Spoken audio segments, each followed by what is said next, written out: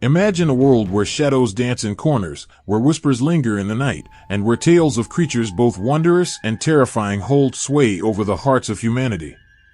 In this world, the realm of mythological monsters emerges not just as a collection of bedtime stories, but as a mirror reflecting our deepest fears and our greatest hopes. Mythological monsters are more than mere figments of imagination. They are embodiments of our primal fears, our unspoken anxieties, and our relentless curiosity about the unknown. They lurk in the dark recesses of our minds, waiting to pounce upon our senses with tales that send shivers down our spines and raise goosebumps on our skin. These creatures, born from the tapestries of ancient civilizations, are as diverse as the cultures that spawned them. They range from the majestic and awe-inspiring to the grotesque and malevolent, each bearing a story that transcends time and space. Take, for instance, the mighty dragon, a colossal beast with scales that shimmer like embers in the sunlight. Its fiery breath can turn stone to ash and hearts to ice, embodying both destruction and the allure of untamed power.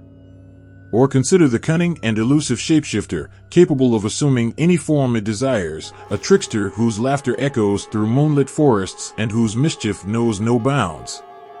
Its ability to deceive and confound speaks to our own uncertainties and the ever-present possibility of betrayal lurking within our social fabric. Then there are the guardians of the underworld, such as the fearsome Cerberus of Greek mythology, a three-headed hound with eyes that gleam like polished obsidian. Its growl reverberates through the gates of Hades, serving as a grim reminder of mortality and the inevitability of our journey into the unknown beyond. But not all mythological monsters inspire dread. Some offer solace and protection. Take, for instance, the benevolent spirits of nature, like the gentle forest nymphs whose laughter echoes through sun-dappled groves. They embody the beauty and resilience of the natural world, nurturing the earth and its inhabitants with their grace and compassion. Yet, whether terrifying or tender, these creatures share a common thread. They embody our collective imagination's boundless creativity and capacity for storytelling. They serve as cautionary tales, teaching us lessons about bravery, loyalty, and the consequences of hubris. Through their stories, we confront our own vulnerabilities and aspirations, finding solace in the knowledge that even in the darkest of times, there is always a glimmer of hope. In essence, mythological monsters are more than fantastical beings. They are reflections of the human experience itself. They embody our deepest desires and darkest fears, reminding us of our interconnectedness with the world around us and the enduring power of storytelling to shape our understanding of ourselves and our place in the cosmos. So, as we journey through the rich tapestry of mythological monsters, let us embrace the goosebumps they evoke, for within those shivers lies the heartbeat of our shared humanity. A constant reminder that within every tale, there is a truth waiting to be uncovered, a mystery waiting to be unraveled, and a world waiting to be explored. In the quiet corners of our world, where shadows linger and ancient whispers echo, lie the tales of mythological monsters. These creatures, born from the imaginations of our ancestors, transcend time and culture, weaving themselves into the fabric of humanity's story. Their cultural significance is profound, resonating across generations and continents, leaving an indelible mark on our collective consciousness. Consider, for a moment, the majestic and fearsome dragons that soar through the myths of countless civilizations. In Chinese lore, dragons symbolize power, strength, and good fortune, revered as celestial beings capable of controlling the elements. Their serpentine forms and shimmering scales embody the awe-inspiring beauty of nature's raw power, stirring admiration and reverence in those who behold them. Across the globe, in European legends, dragons often embody malevolence and greed, hoarding treasures and terrorizing villages. These creatures embody the primal fears of the unknown and the struggle against formidable adversaries. Yet, even in their terror, dragons serve as symbols of courage and heroism, as brave knights and valiant heroes rise to face these beasts, embodying the triumph of good over evil. Moving beyond dragons, delve into the realm of Greek mythology, where the monstrous Medusa embodies the duality of beauty and horror. With her serpentine locks and gaze that turns mortals to stone, Medusa symbolizes the dangers of unchecked desire and the consequences of hubris. Yet, Beneath her terrifying exterior lies a tragic tale of betrayal and victimhood, evoking empathy and sorrow in those who hear her story. In contrast, the Norse giant Jormungandr, the Midgard serpent, encircles the world with its immense coils, symbolizing the cyclical nature of existence and the inevitability of Ragnarok, the apocalyptic battle that heralds the end of times. As a harbinger of chaos and destruction, Jormungandr reminds us of the delicate balance between order and chaos, challenging us to confront our mortality and the impermanence of all things. Venture further into Egyptian mythology, where the jackal-headed god Anubis presides over the realm of the dead, guiding souls through the perilous journey of judgment and rebirth. Anubis embodies the Egyptian reverence for the afterlife and the rituals that ensure eternal life for the departed. His presence offers solace and reassurance to the living, reminding them of the continuity of existence beyond the veil of death.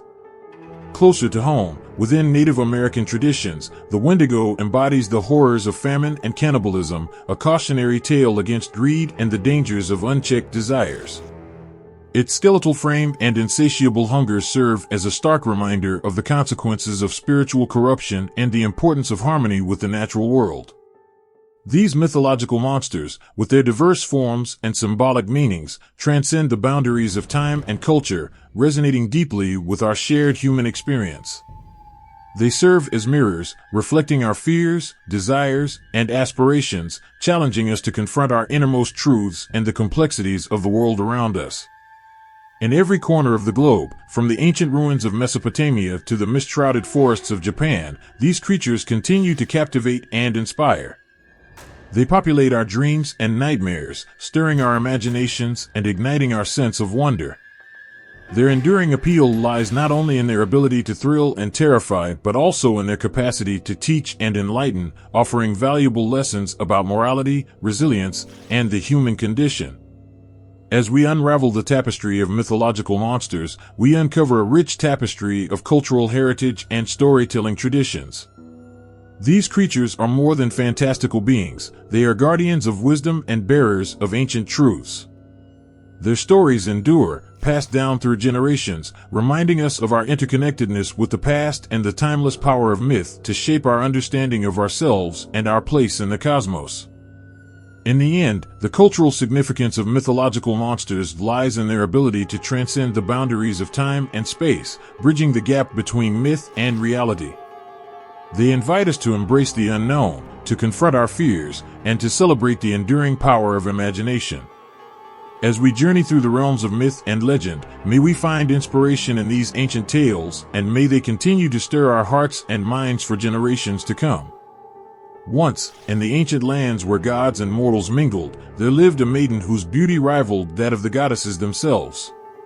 Her name was Medusa, and her tale is one of tragedy and transformation, woven into the fabric of Greek mythology with threads of sorrow and myth. Medusa was born with radiant golden locks that caught the sunlight and shimmered like spun gold. Her laughter echoed through the olive groves, bringing joy to all who heard it. She was beloved by the goddess Athena, who cherished her for her kindness and gentle spirit. Many suitors sought her hand in marriage, drawn by her beauty and grace. But fate, capricious as the gods themselves, had other plans for Medusa. One fateful day, in the sacred temple of Athena, Medusa caught the eye of Poseidon, the mighty god of the sea. Enthralled by her beauty, Poseidon's desires burned hot within him, and he pursued Medusa with relentless passion. In her innocence, Medusa sought refuge in the temple of Athena, hoping the goddess would protect her from Poseidon's advances. But Athena, consumed by jealousy and anger, turned her back on Medusa, casting her out of the temple and cursing her with a monstrous transformation. Overnight, Medusa's golden locks twisted and coiled into serpents, their hissing tongues replacing her laughter.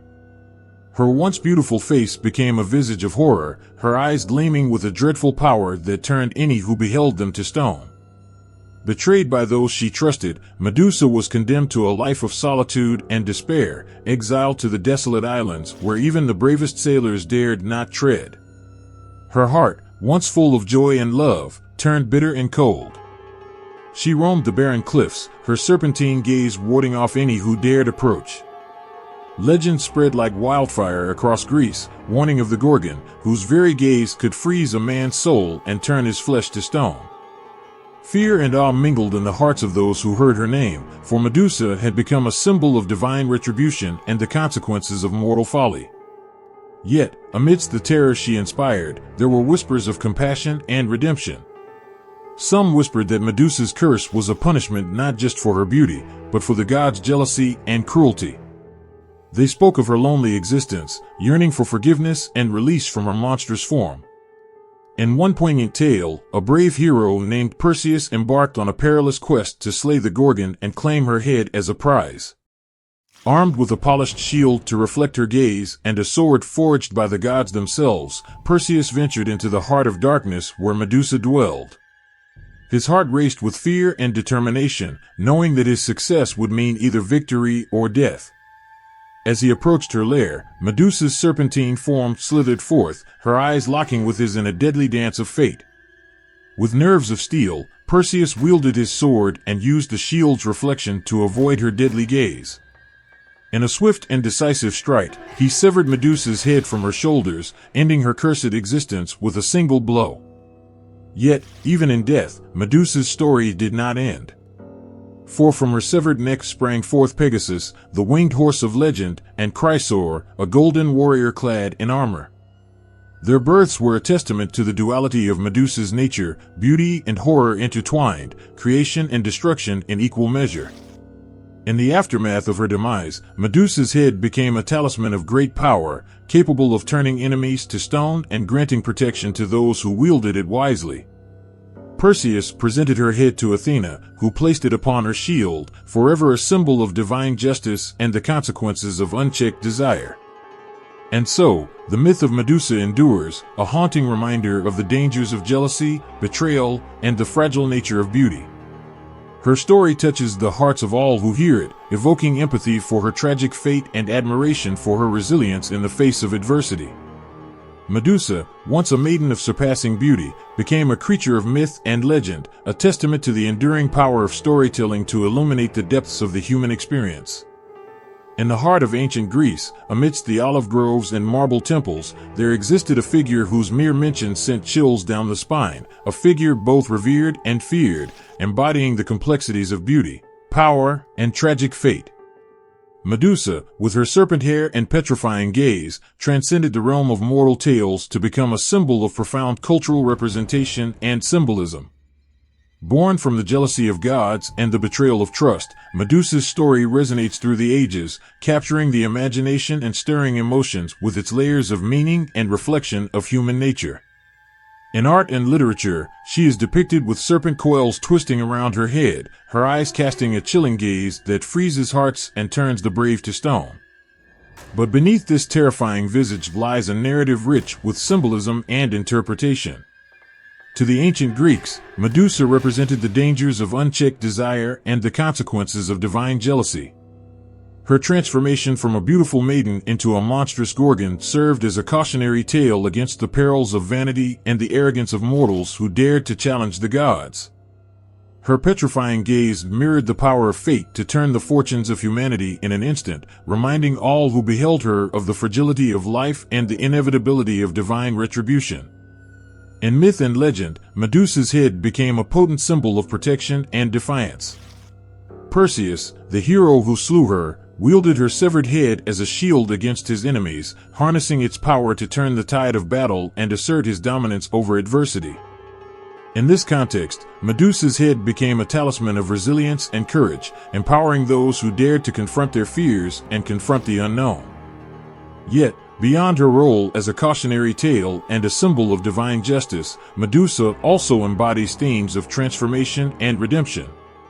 Some interpretations suggest that her monstrous form was not a curse but a liberation, a rejection of societal norms, and a reclaiming of her own power in the face of adversity. Her serpent hair, once a mark of horror, became a symbol of inner strength and resilience, a reminder that beauty and monstrosity are not mutually exclusive but coexist within each of us. In the realm of art and literature, Medusa's cultural representations have evolved over centuries, reflecting changing attitudes and interpretations. In classical Greek sculpture, she was often depicted with a serene expression, her features frozen in eternal beauty even as her gaze turned men to stone.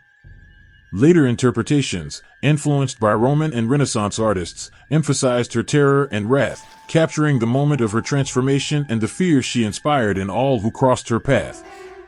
During the Renaissance, Medusa became a symbol of female power and resilience, challenging traditional gender roles and asserting her place in a male-dominated world.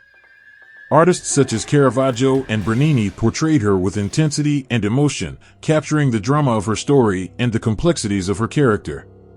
In these works, Medusa's gaze is not merely petrifying but also hauntingly human, reflecting the anguish and defiance of a woman scorned and transformed. In modern times, Medusa continues to resonate as a feminist icon, embodying themes of empowerment and resistance against oppression.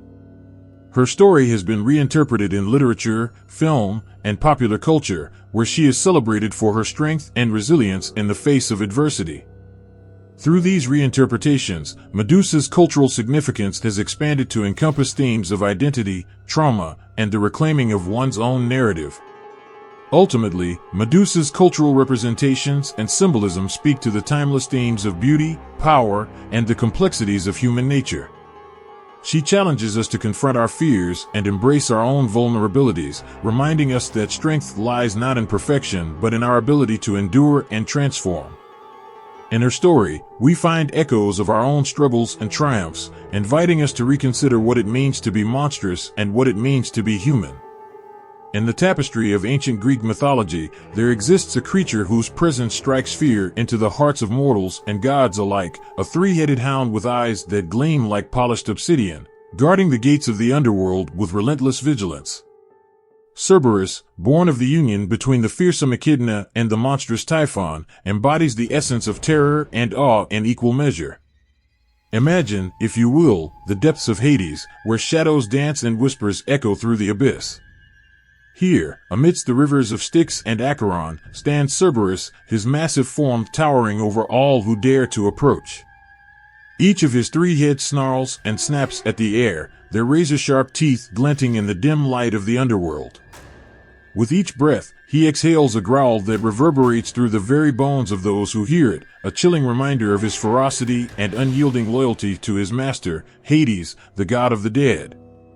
But Cerberus is more than a mere guardian of the underworld. He is a symbol of the passage between life and death, standing as the sentinel who ensures that none may enter or leave without the permission of the gods. His presence is a testament to the ancient Greeks' belief in the afterlife and the importance of proper burial rites to ensure safe passage to the realm of the dead. In Greek mythology, Cerberus plays a crucial role in the tales of heroes and gods who venture into the underworld in search of love, knowledge, or redemption. One such hero is Heracles, the mighty son of Zeus, whose 12 labors are legendary. As part of his trials, Heracles descended into the depths of Hades to capture Cerberus and bring him to the surface, a task that would test even the greatest of heroes. Armed with his lionskin cloak and the strength of a demigod, Heracles confronted Cerberus at the gates of the underworld. The hound's three heads lunged at him with fury, but Heracles stood firm, using his immense strength to overpower the beast. With each head gripped firmly in his hands, Heracles wrestled Cerberus into submission, his muscles straining against the weight of the creature's thrashing form. As Heracles emerged triumphant from the underworld, Cerberus chained and subdued beside him, the gods themselves marveled at the hero's courage and determination. Hades, impressed by Heracles' prowess, granted him permission to take Cerberus back to the land of the living, where he would be revered as a symbol of strength and resilience. But Cerberus is more than just a monstrous guardian, he is also a creature of compassion and loyalty. In some interpretations of his story, Cerberus is depicted as a gentle companion to Persephone, the queen of the underworld, offering comfort and protection in her dark domain.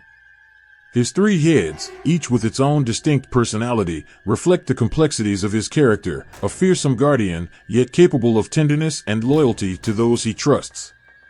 Throughout the ages, Cerberus has captured the imagination of artists, poets, and storytellers who have sought to capture his essence in art and literature.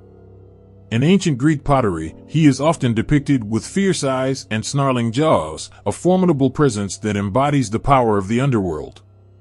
In later works of art, Cerberus is portrayed with a touch of humanity, his loyalty and devotion to Hades and Persephone symbolizing the bonds of love and duty that transcend even death itself. In modern interpretations, Cerberus continues to inspire awe and fascination, appearing in literature, film, and popular culture as a symbol of guardianship and protection. His three-headed form has become synonymous with the concept of vigilance and the defense of boundaries, reminding us of the importance of protecting that which is sacred and cherished. Ultimately, Cerberus's description and role in Greek mythology reflect timeless themes of bravery, loyalty, and the mysteries of life and death. He stands as a sentinel at the crossroads of existence, guarding the threshold between the mortal realm and the underworld with unwavering determination. His story is a testament to the enduring power of myth to illuminate the human experience and provoke contemplation of life's greatest mysteries. In the shadows of ancient Greek mythology, where the realms of gods and mortals intersect, there exists a creature whose presence evokes both awe and fear, a three-headed hound named Cerberus, guardian of the gates to the underworld. His significance in underworld mythology transcends mere guardianship. He embodies the very essence of passage between life and death, a sentinel whose ferocity and loyalty are unmatched. Imagine standing at the threshold of Hades, the realm of the dead, where mist swirls and whispers echo through the darkness. Before you stand Cerberus, his three heads raised high, each snarling and snapping at the air with teeth like daggers. His eyes gleam with an otherworldly light, reflecting the souls of the departed who seek entrance into the afterlife. The ground beneath his massive paws trembles with each breath, a testament to his formidable presence and unyielding vigilance. Cerberus is no ordinary guardian. He is the gatekeeper of souls, tasked with ensuring that only those granted permission by the gods may pass into the realm of Hades. His three heads symbolize the three stages of life: birth, death, and rebirth, mirroring the cyclical nature of existence and the eternal journey of the soul. In ancient Greek mythology, Cerberus plays a pivotal role in the tales of heroes and gods who venture into the underworld in search of knowledge, redemption, or lost loved ones. One such hero is Orpheus, the gifted musician whose love for his wife, Eurydice, transcended even death itself. Armed with his lyre and his haunting melodies, Orpheus braved the depths of Hades to plead for Eurydice's return. As Orpheus approached the gates of the underworld, Cerberus stood before him, his three heads poised to strike. But instead of weapons or threats, Orpheus offered Cerberus the soothing strains of his music, a melody that touched the hound's fierce heart and brought tears to his eyes. Enchanted by Orpheus' sorrowful plea, Cerberus allowed him to pass unharmed, moved by the hero's devotion and love. In another tale, Heracles, the mighty son of Zeus, descended into the underworld as part of his 12 labors. His task was to capture Cerberus and bring him to the surface, a feat that tested even his legendary strength and courage. Armed with nothing but his lionskin cloak and the blessings of the gods, Heracles confronted Cerberus at the gates of Hades, where a fierce battle ensued. With each head snapping and jaws clashing, Heracles struggled to subdue the monstrous hound. But through sheer determination and the guidance of Athena, goddess of wisdom, Heracles managed to wrestle Cerberus into submission. With chains forged by Hephaestus, the god of blacksmiths, Heracles bound Cerberus and carried him triumphantly back to the land of the living, where he would become a symbol of the hero's indomitable will and strength. But Cerberus is more than just a guardian. He is also a symbol of transition and transformation. His presence at the gates of the underworld marks the threshold between the mortal realm and the realm of the dead, a liminal space where souls pass from one existence to the next. His vigilance ensures that the natural order is maintained, that life and death remain in balance, and that the journey of the soul continues unabated. In art and literature, Cerberus has inspired countless interpretations, each reflecting his dual nature as both fearsome guardian and compassionate companion. In ancient Greek pottery and sculpture, he is often depicted with three heads and a muscular body, his eyes wide and alert, his jaws open in a perpetual snarl. Artists such as Gustave Doré and John William Waterhouse captured his essence in their works, portraying him as a creature of myth and legend, his presence commanding respect and awe. In modern culture, Cerberus continues to captivate imaginations, appearing in literature, film, and popular media as a symbol of protection and guardianship. His three-headed form has become synonymous with the concept of vigilance and the defense of boundaries, reminding us of the importance of protecting that which is sacred and cherished. Ultimately, Cerberus's significance in underworld mythology extends beyond his role as a guardian. He is a symbol of the eternal cycle of life and death, of transition and transformation. His presence at the gates of Hades reminds us that all things must pass, that every journey has its beginning and its end, and that even in the darkest of places, there is hope and possibility for renewal. In the distant mists of ancient Greece, where legends intertwine with the fabric of reality, there exist beings both fearsome and fascinating, creatures whose very existence defies the imagination. Among them, the cyclopes stand tall, their single eye gleaming with a mix of mystery and might, their stories woven into the tapestry of Greek mythology with threads of awe and wonder. Picture, if you will, the rugged landscapes of the Mediterranean, where towering mountains rise against azure skies and ancient caves echo with the whispers of gods and mortals.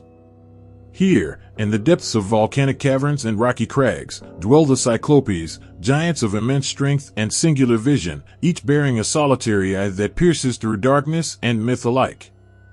In Greek mythology, the cyclopes are not merely monstrous beings, they are craftsmen and artisans of divine skill, gifted with the ability to forge thunderbolts and craft weapons that rival the gods themselves. Among their ranks are three distinct types, each with their own roles and contributions to the pantheon of Greek myths. The first type of cyclops is Brontes, whose name means thunderer. He is known for his mastery of lightning and thunder, forging the thunderbolts wielded by Zeus, king of the gods. Imagine Brontes standing at his anvil, sparks flying as he hammers molten metal into shape, his single eye focused with unwavering precision. With each strike of his hammer, thunder echoes through the heavens, a testament to his skill and the power he wields. Beside Brontes stands Cerberus, whose name means lightning. He is the cyclops responsible for crafting the dazzling lightning bolts that illuminate the skies and strike fear into the hearts of mortals. Imagine Cerberus in his forge, surrounded by clouds of smoke and the crackle of electricity, his hands deftly shaping bolts of lightning with an expertise born of centuries. With each bolt he creates, the heavens tremble with his might, a reminder of the awe-inspiring forces that govern the natural world. The third cyclops is Argesh, whose name means bright or shining. He is known for his skill in crafting the gleaming armor and weapons that adorn the gods of Mount Olympus. Imagine Argesh amidst piles of shimmering gold and silver, his eye keenly assessing the beauty and strength of each piece he creates. With his craftsmanship, he adorns the gods with armor that gleams like the sun and weapons that strike with the precision of a divine decree. Together, Brontes, Cerberus, and Argesh embody the ingenuity and power of the cyclopes, their contributions shaping the very fabric of Greek mythology and the divine hierarchy of Olympus. It is through their craftsmanship that Zeus wields his thunderbolts, Poseidon commands the seas with his trident, and Hades rules the underworld with a helm that renders him invisible to mortal eyes. But the cyclopes are more than just skilled craftsmen, they are also pivotal figures in the tales of heroes and gods who traverse the realms of myth in search of glory, wisdom, and redemption. In one such tale, the hero Odysseus encounters the cyclops Polyphemus, a monstrous giant who devours Odysseus' men and traps them in his cave. Polyphemus, with his single eye glaring with rage and hunger, represents the primal forces of nature and the dangers that lurk in the uncharted corners of the world. Yet, even Polyphemus is not without his vulnerabilities. In Homer's epic poem, the Odyssey, Odysseus devises a cunning plan to escape Polyphemus' clutches, blinding the Cyclops with a stake and proclaiming his name as nobody. As Polyphemus howls in pain and confusion, Odysseus and his men slip away, their escape a testament to the power of wit and resourcefulness in the face of seemingly insurmountable odds. In another tale, the hero Perseus encounters the Titan Cyclops, sons of Uranus and Gaia, locked in eternal imprisonment within the depths of Tartarus. These cyclopes, with their massive forms and primal strength, symbolize the raw power of the ancient world and the struggles between gods and titans that shape the course of history. Throughout Greek mythology, the cyclopes embody themes of strength, craftsmanship, and the balance of power between gods and mortals. Their single eyes, with their piercing gaze and unyielding resolve, symbolize the clarity of vision and unwavering determination required to navigate the trials and tribulations of life. In the vast tapestry of Greek literature, amidst the epic tales of gods and heroes, there are stories that weave through the fabric of myth and legend, tales that evoke awe, fear, and admiration. Among these stories stand the cyclopes, towering figures whose presence looms large in the annals of ancient Greece, their single eyes gleaming with mystery and might. Imagine, if you will, the rocky shores of an island in the Mediterranean Sea, where the sun sets in a blaze of orange and gold, casting long shadows across the rugged terrain. Here, in a cave hidden amidst towering cliffs, dwells Polyphemus, the most famous of the cyclopes, a colossal giant whose roar shakes the earth and whose single eye surveys the horizon with unyielding vigilance. In Homer's epic poem, the Odyssey, we encounter the hero Odysseus and his brave crew, who find themselves shipwrecked on Polyphemus Island. Hungry and weary from their journey, they seek refuge in the giant's cave, unaware of the danger that awaits them. When Polyphemus returns from tending his flock of sheep, he traps Odysseus and his men inside, sealing the entrance with an enormous boulder that only he can move. As night falls, Polyphemus feasts on Odysseus' crew, devouring them one by one with savage glee. His laughter echoes through the cave, a chilling reminder of the cyclops' primal nature and insatiable hunger. Odysseus, ever resourceful and cunning, devises a plan to escape their gruesome fate. He offers Polyphemus wine, a gift of hospitality meant to soften the giant's heart and cloud his judgment. Polyphemus, delighted by the taste of the wine, asks Odysseus his name. With quick wit, Odysseus replies that his name is Nobody. In his drunken stupor, Polyphemus promises a swift and painless death to Nobody last, a fatal mistake that seals his fate. As the Cyclops falls into a deep slumber, Odysseus and his men drive a sharpened stake into Polyphemus' single eye, blinding him with searing pain. Polyphemus' agonized cries echo through the cave, awakening his fellow Cyclopes who dwell nearby. They rush to his aid, but their efforts are in vain. Blinded and enraged, Polyphemus gropes in vain for Odysseus and his men, who have cleverly hidden themselves beneath the bellies of the giant's sheep. In their desperation to escape, Odysseus and his crew cling to the underbellies of the sheep as they are herded out of the cave, evading Polyphemus' grasp and making their daring escape to the safety of their ship. The story of Odysseus and Polyphemus is more than a tale of survival and cunning. It is a testament to the power of wit and resourcefulness in the face of overwhelming adversity. Odysseus, with his clever ruse and strategic thinking, outwits the monstrous Cyclops and navigates the treacherous waters of the unknown. Polyphemus, with his brute strength and primal instincts, represents the dangers that lurk in the uncharted corners of the world, the unpredictable forces of nature and the consequences of hubris and arrogance. In another tale from Greek mythology, we encounter the Cyclopes once again in their role as craftsmen and artisans of divine skill. According to myth, the Cyclopes, Brontes, Steripes, and Argesh are responsible for crafting the thunderbolts wielded by Zeus, king of the gods. Their mastery of lightning and thunder is unmatched, their skill in forging weapons and armor admired by both gods and mortals alike. Imagine the Cyclopes in their volcanic forge, surrounded by rivers of molten metal and clouds of smoke. With each strike of their mighty hammers, thunder echoes through the heavens, a testament to their craftsmanship and the power they wield. Zeus, impressed by their skill and dedication, entrusts them with the task of forging his thunderbolts, a symbol of his authority and dominion over the natural world. But the Cyclopes' role in Greek literature extends beyond their craftsmanship. They also play a pivotal role in the struggles between gods and titans that shape the course of history. According to myth, the Cyclopes are the sons of Uranus and Gaia, born from the primordial chaos that preceded the creation of the world. Their massive forms and primal strength symbolize the raw power of the ancient world, a force to be reckoned with in the cosmic battles that rage between gods and titans. In the myth of the Titanomachy, the Cyclopes joined forces with Zeus and the other Olympian gods in their war against the Titans. With their thunderbolts and divine weapons, they fight alongside Zeus on Mount Olympus, defending the realm of the gods from the forces of chaos and destruction. Their loyalty and bravery in battle earn them the respect and admiration of their fellow gods, their single eyes gleaming with determination and resolve. Throughout Greek literature, the stories featuring cyclopes evoke a range of emotions, from fear and awe to admiration and sympathy. They embody the dual nature of the ancient world, its beauty and its brutality, its wisdom and its folly.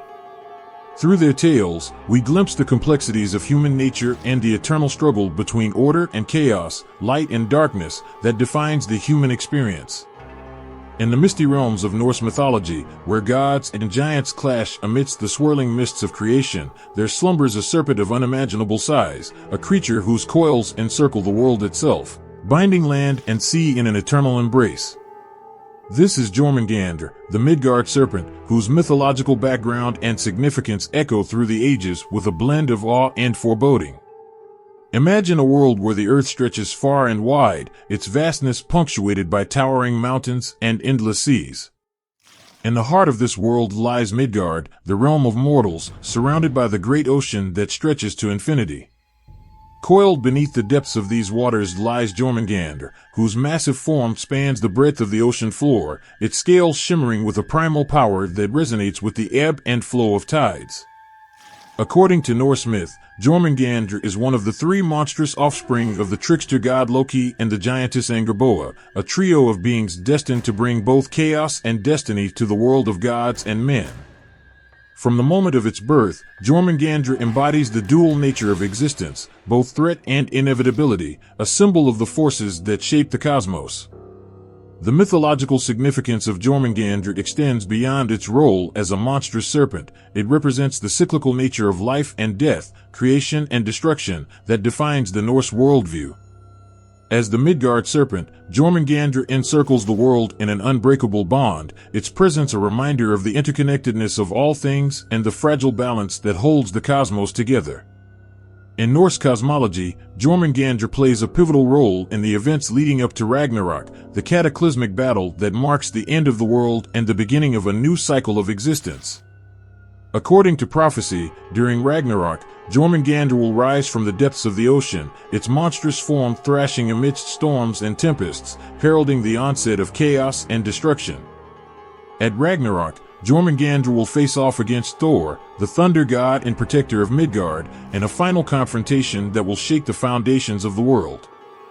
With his mighty hammer, Mjolnir, Thor will battle Jormungandr with all his strength and fury, each blow echoing through the cosmos with the force of thunder and lightning. The clash between god and serpent will be fierce and relentless, a testament to the primal forces of creation and destruction that define the Norse mythos. But Jormungandr is more than just a harbinger of doom, it is also a symbol of resilience and determination in the face of inevitable fate. Throughout Norse mythology, the serpent's presence serves as a reminder of the courage and fortitude required to confront the challenges that lie ahead, to stand firm in the face of adversity and to embrace the unknown with unwavering resolve. In the tales of gods and heroes, Jormungandr embodies the trials and tribulations of the human experience, the struggles against forces beyond our control, the battles fought for honor and glory, and the resilience that allows us to endure in the face of uncertainty. Its mythological background resonates with themes of destiny and free will, of courage and sacrifice, that continue to captivate the imagination and inspire awe. In art and literature, Jormungandr is depicted with a sense of awe and reverence, its massive coils symbolizing the infinite expanse of the cosmos and the mysteries that lie beyond. Artists such as John Howe and Alan Lee have captured its essence in their illustrations, portraying the serpent with scales of shimmering silver and eyes that gleam with ancient wisdom. In their interpretations, Jormungandr is both fearsome and majestic, a creature of myth and legend whose presence commands respect and admiration. In modern culture, Jormungandr continues to captivate imaginations, appearing in literature, film, and popular media as a symbol of primordial power and cosmic balance. Its portrayal in works such as Neil Gaiman's Norse mythology and Marvel Comics Thor series reflects its enduring appeal as a creature of myth and legend, whose story resonates with themes of fate and destiny, of courage and sacrifice. Ultimately, the mythological background and significance of Jormungandr speak to the timeless themes of Norse mythology, the cycles of creation and destruction, the interconnectedness of all things, and the eternal struggle between order and chaos. Its presence in the mythos serves as a reminder of the complexities of existence and the enduring power of myth to illuminate the human experience. In the heart of Norse mythology, where the realms of gods and mortals intersect, there lies a tapestry of tales woven with threads of heroism, valor, and divine intervention. Among the gods who stride across this mythic landscape with thunderous steps stands Thor, the mighty son of Odin, whose encounters with both friend and foe alike echo through the ages with a blend of awe and admiration. Picture, if you will, the towering figure of Thor, his golden hair ablaze in the light of crackling lightning, his eyes flashing with the fury of a storm. With his mighty hammer, Mjolnir, clenched in hand, he strides through the realms of Asgard and Midgard alike, a protector and champion whose deeds inspire both fear and reverence. In Norse mythology, Thor is more than just a god of thunder. He is a symbol of strength and courage, a warrior whose battles against the forces of chaos and darkness embody the eternal struggle between order and entropy. His encounters with other gods and beings of myth are legendary, each tale a testament to his indomitable spirit and unwavering resolve. One of Thor's most famous encounters is with the Midgard serpent, Jormungandr, a creature of immense size whose coils encircle the world itself. According to prophecy, Jormungandr is destined to rise from the depths of the ocean during Ragnarok, the cataclysmic battle that heralds the end of the world. As the serpent thrashes amidst storms and tempests, Thor confronts his ancient foe with a determination born of duty and honor. With Mjolnir held high, Thor unleashes thunder and lightning upon Jormungandr, their battle shaking the foundations of the cosmos. Each blow reverberates through the realms of gods and men, a clash of titanic forces that threatens to tear the fabric of existence itself. Yet, despite the serpent's size and ferocity, Thor stands firm, his courage bolstered by the knowledge that he fights not just for himself, but for the fate of all creation. As their battle rages on, Thor and Jormungandr become locked in a struggle that transcends mortal comprehension.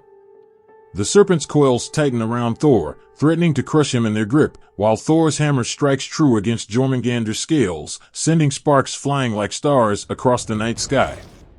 In their clash, the boundaries between myth and reality blur, each blow echoing with the weight of destiny and the inexorable march of time. But Thor's encounters are not limited to battles with monstrous serpents alone. He also faces challenges from within the ranks of his fellow gods. In one tale, Thor contends with the cunning Loki, the trickster god whose schemes and machinations test the limits of Thor's patience and loyalty.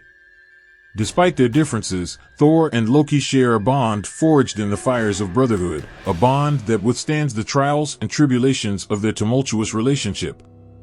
In another tale, Thor encounters the giants of Jotunheim, the ancient enemies of Asgard whose size and strength rival even his own. With Mjolnir in hand, Thor battles the giants in a series of epic confrontations that span the realms of ice and fire. His courage and prowess in battle earn him the respect and admiration of his fellow gods, their faith in his abilities unwavering as he defends the realms of existence from the forces of chaos and destruction. Throughout Norse mythology, Thor's encounters with gods and beings alike serve as a reminder of the complexities of divine existence and the challenges faced by those who wield power and authority. His journey through the realms of myth is marked by triumph and tragedy, victory and defeat, each tale a testament to his resilience and determination in the face of overwhelming odds. In art and literature, Thor is depicted with a sense of awe and reverence, his image captured in paintings, sculptures, and epic poems that celebrate his heroic deeds. Artists such as Carl Emil Doppler and John Charles Dahlman portray Thor with muscles rippling and hammer held high, his expression fierce and determined as he confronts the foes of Asgard with unwavering resolve. In modern culture, Thor continues to captivate imaginations, appearing in literature, film, and popular media as a symbol of strength and courage. His portrayal in works such as Marvel Comics' Thor series and the Marvel Cinematic Universe reflects his enduring appeal as a hero whose battles against the forces of darkness inspire audiences of all ages. Ultimately, Thor's encounters with gods and other beings in Norse mythology resonate with themes of heroism and sacrifice, of friendship and loyalty, that continue to captivate the imagination and inspire awe. His journey through the realms of myth serves as a reminder of the enduring power of storytelling to illuminate the human experience and explore the timeless truths that shape our understanding of the world. In the deep annals of Norse mythology, where gods and giants shape the fate of worlds, there exists a tale of darkness and destiny that revolves around Fenrir, the monstrous wolf.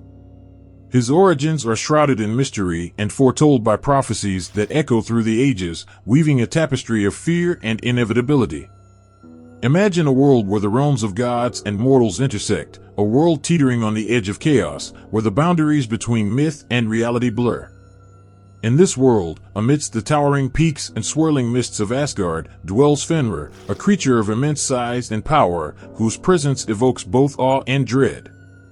According to Norse myth, Fenrir is the son of the trickster god Loki and the giantess Angerboda, born in the depths of Jotunheim, the realm of the giants. From the moment of his birth, Fenrir embodies the dual nature of existence, a being of both divine lineage and monstrous potential, destined to play a pivotal role in the events that shape the cosmos. As Fenrir grows, so too does his strength and appetite, his monstrous form expanding until he becomes a terror to both gods and mortals alike. His fur bristles with primal fury, his jaws snap with the hunger of a beast unleashed, and his eyes gleam with a cunning intelligence that belies his bestial nature. But it is not Fenrir's physical prowess alone that sets him apart, it is also his role in the prophecies that foretell the fate of gods and men. According to legend, the gods of Asgard grow wary of Fenrir's growing power and potential for destruction. They attempt to bind him, first with chains forged by the dwarves, an act that proves futile against his strength. Undeterred, the gods commission the construction of a magical chain called Gleipnir, made from impossible ingredients such as the sound of a cat's footfall, the beard of a woman, the roots of a mountain, the sinews of a bear, and the breath of a fish. With these mystical elements woven together, Gleipnir is as thin and supple as a silken ribbon, yet stronger than any iron chain. When the gods present Gleipnir to Fenrir, he is suspicious of their intentions, sensing the trap they have laid for him. He agrees to be bound only under the condition that one of the gods places their hand in his mouth as a pledge of good faith. Tyr, the brave god of war and justice, volunteers without hesitation, knowing full well the risks involved. As Fenrir is bound with Gleipnir, he tests its strength with all his might, thrashing and roaring with fury. The gods watch anxiously as the chain holds fast, its magical properties proving stronger than even Fenrir's indomitable strength. In his rage and betrayal, Fenrir bites down on Tyr's hand, severing it from his arm, an act that marks the god of war with both sacrifice and honor. With Fenrir bound, the gods breathe a sigh of relief, believing they have averted the prophecy of his inevitable rampage. Yet, the shadow of Ragnarok looms on the horizon, casting a pall of inevitability over their victory. According to prophecy, during Ragnarok, the cataclysmic battle that marks the end of the world, Fenrir will break free from his chains and unleash his fury upon the realms of gods and men. At Ragnarok, Fenrir's role in the cosmic drama unfolds with devastating consequences. He joins forces with his siblings, the Midgard serpent, Jormungandr, and the goddess of death, Hel, in an assault that shakes the foundations of the cosmos. His jaws snap at the heavens, his claws rend the earth, and his howls echo through the realms of existence, signaling the onset of chaos and destruction. In his final confrontation, Fenrir faces off against the thunder god Thor, whose courage and strength are matched only by the wolf's ferocity and determination. With Mjolnir in hand, Thor battles Fenrir with all his might, each blow echoing with the thunder of impending doom. Yet, despite Thor's valor, Fenrir proves a formidable adversary, his jaws closing around the god of thunder with a grip that threatens to swallow the world itself. As their battle reaches its climax, Fenrir's fate becomes intertwined with the destiny of all creation. His rampage symbolizes the forces of chaos and entropy that threaten to engulf the cosmos, while Thor's resistance embodies the courage and resilience required to confront the challenges that lie ahead. Their struggle epitomizes the eternal conflict between order and disorder, light and darkness, that defines the Norse worldview. In art and literature, Fenrir is depicted with a sense of awe and terror, his image captured in paintings, sculptures, and epic poems that evoke the primal power of the wolf unleashed. Artists such as John Bower and Arthur Rackham portray Fenrir with fur bristling and eyes blazing, his presence a testament to the raw and untamed forces of nature. In modern culture, Fenrir continues to captivate imaginations, appearing in literature, film, and popular media as a symbol of primal strength and untamed fury. His portrayal in works such as J.R.R. Tolkien's The Silmarillion and Neil Gaiman's Norse mythology reflects his enduring appeal as a creature of myth and legend, whose story resonates with themes of fate and destiny, of courage and sacrifice.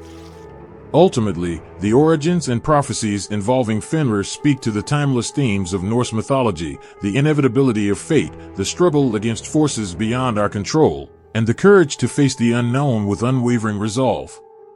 His tale serves as a reminder of the complexities of existence and the enduring power of myth to illuminate the human experience and explore the timeless truths that shape our understanding of the world.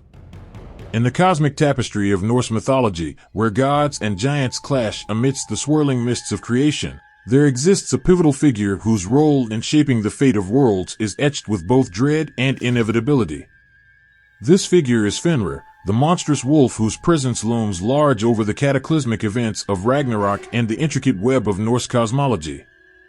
Imagine a world on the brink of apocalypse, where the forces of chaos and destruction gather like storm clouds on the horizon. This is the backdrop against which Fenrir's role in Ragnarok unfolds, a tale of prophecy and doom that resonates with echoes of primal fear and awe. According to Norse myth, Fenrir is the son of the trickster god Loki and the giantess Angerboda, born with a destiny intertwined with the threads of fate that bind gods and mortals alike. From his earliest days, Fenrir's growth and strength were foretold to pose a grave threat to the cosmos, a harbinger of chaos whose existence would one day bring about the end of the world.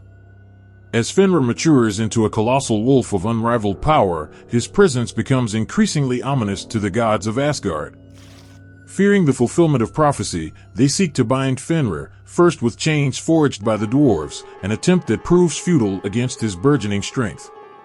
It is only with the creation of Gleipnir, a magical chain woven from impossible elements, that the gods succeed in restraining the wolf, albeit temporarily.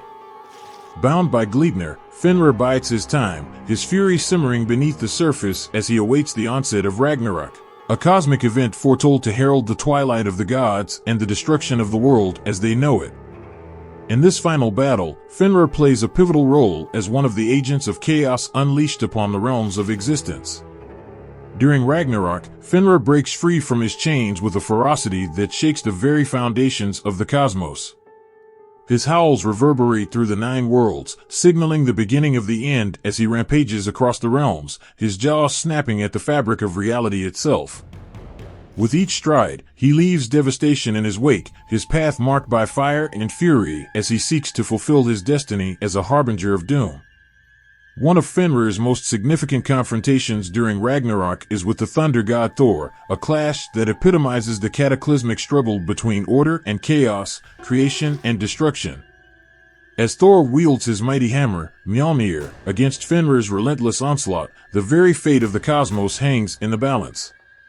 Their battle echoes with the thunder of impending doom, each blow resonating with the weight of destiny as they vie for supremacy amidst the chaos of Ragnarok. In Norse cosmology, Fenrir's role in Ragnarok represents the culmination of cosmic cycles, the inevitable confrontation between the forces of order and entropy, light and darkness.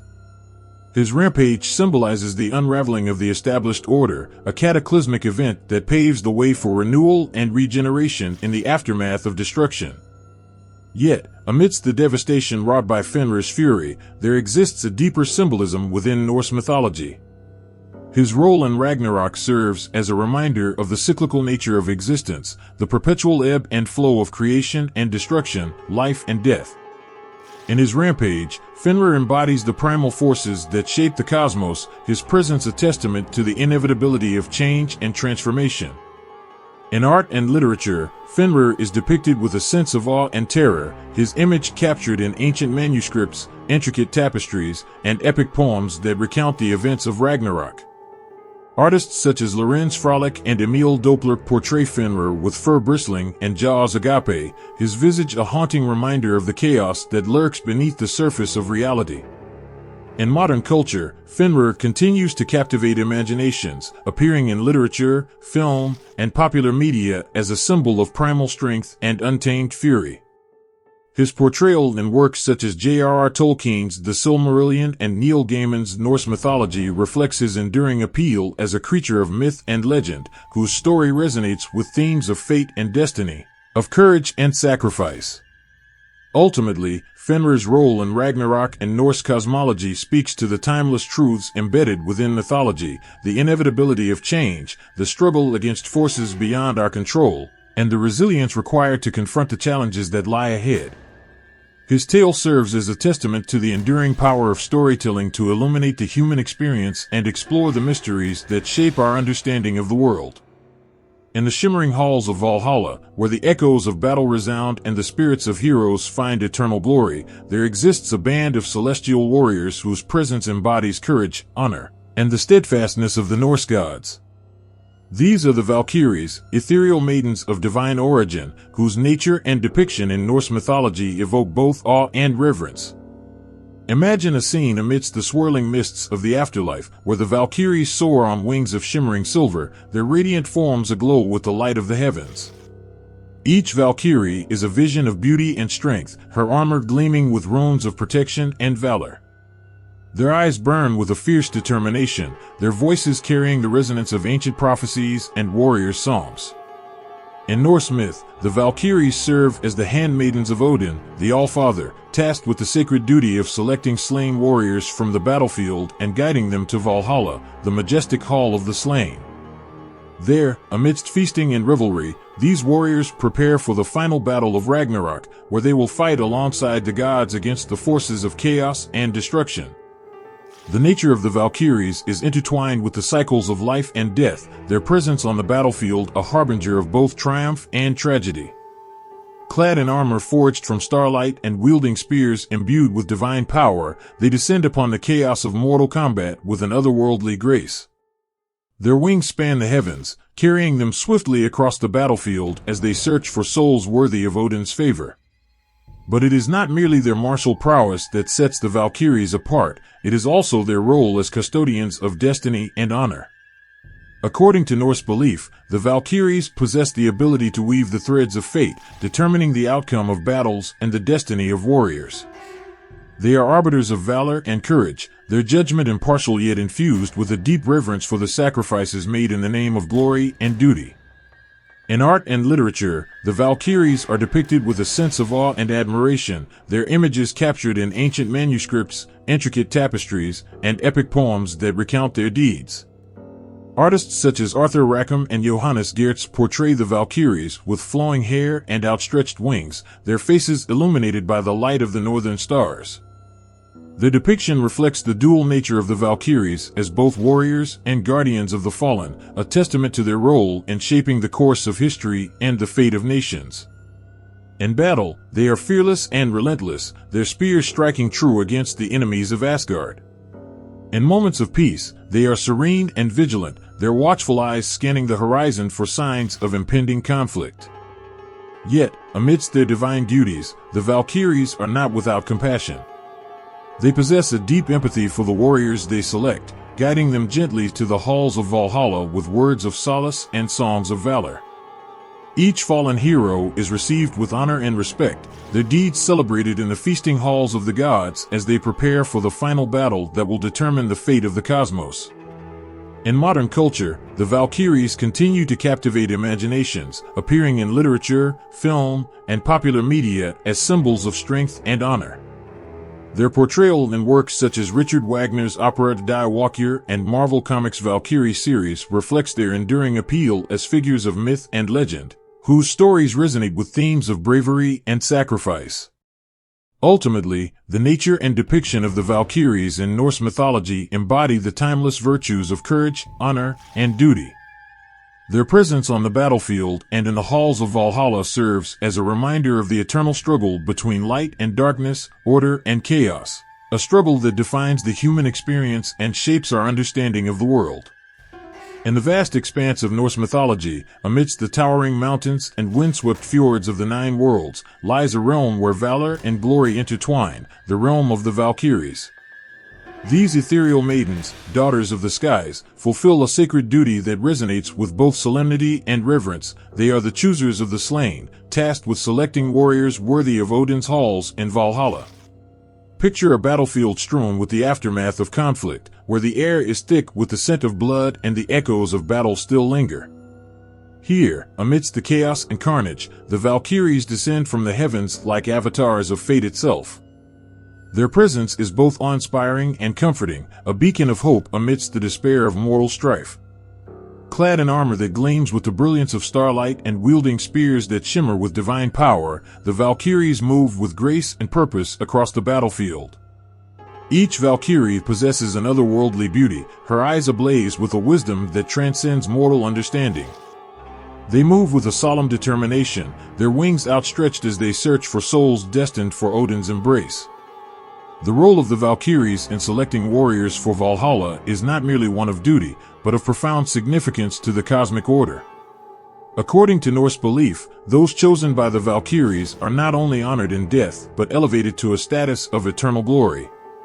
They become Einherjar, warriors of Odin, whose valor and courage will be tested in the final battle of Ragnarok, where they will fight alongside the gods against the forces of chaos and destruction. As the Valkyries survey the battlefield, their judgment is swift and sure. They seek out those whose hearts burn with the fire of heroism, whose deeds echo across the ages in tales of bravery and sacrifice.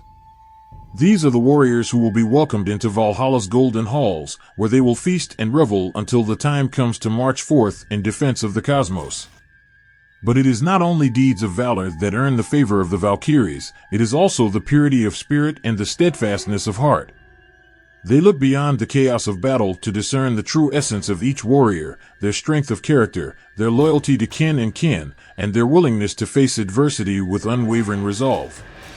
In Norse mythology, the Valkyries possess the ability to weave the threads of fate, determining the outcome of battles and the destiny of warriors. Theirs is a sacred trust bestowed upon them by Odin himself, a responsibility that carries with it the weight of centuries of tradition and belief. They are the conduits through which mortal heroes ascend to immortality, their names spoken with reverence and gratitude by those who seek their favor. As the Valkyries gather the fallen warriors, they do so with a solemn reverence for the sacrifices made in the name of honor and duty.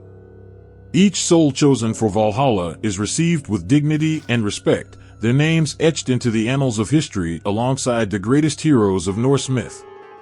They are celebrated in feasts and songs, their deeds recounted by skalds whose words echo across the Nine Worlds.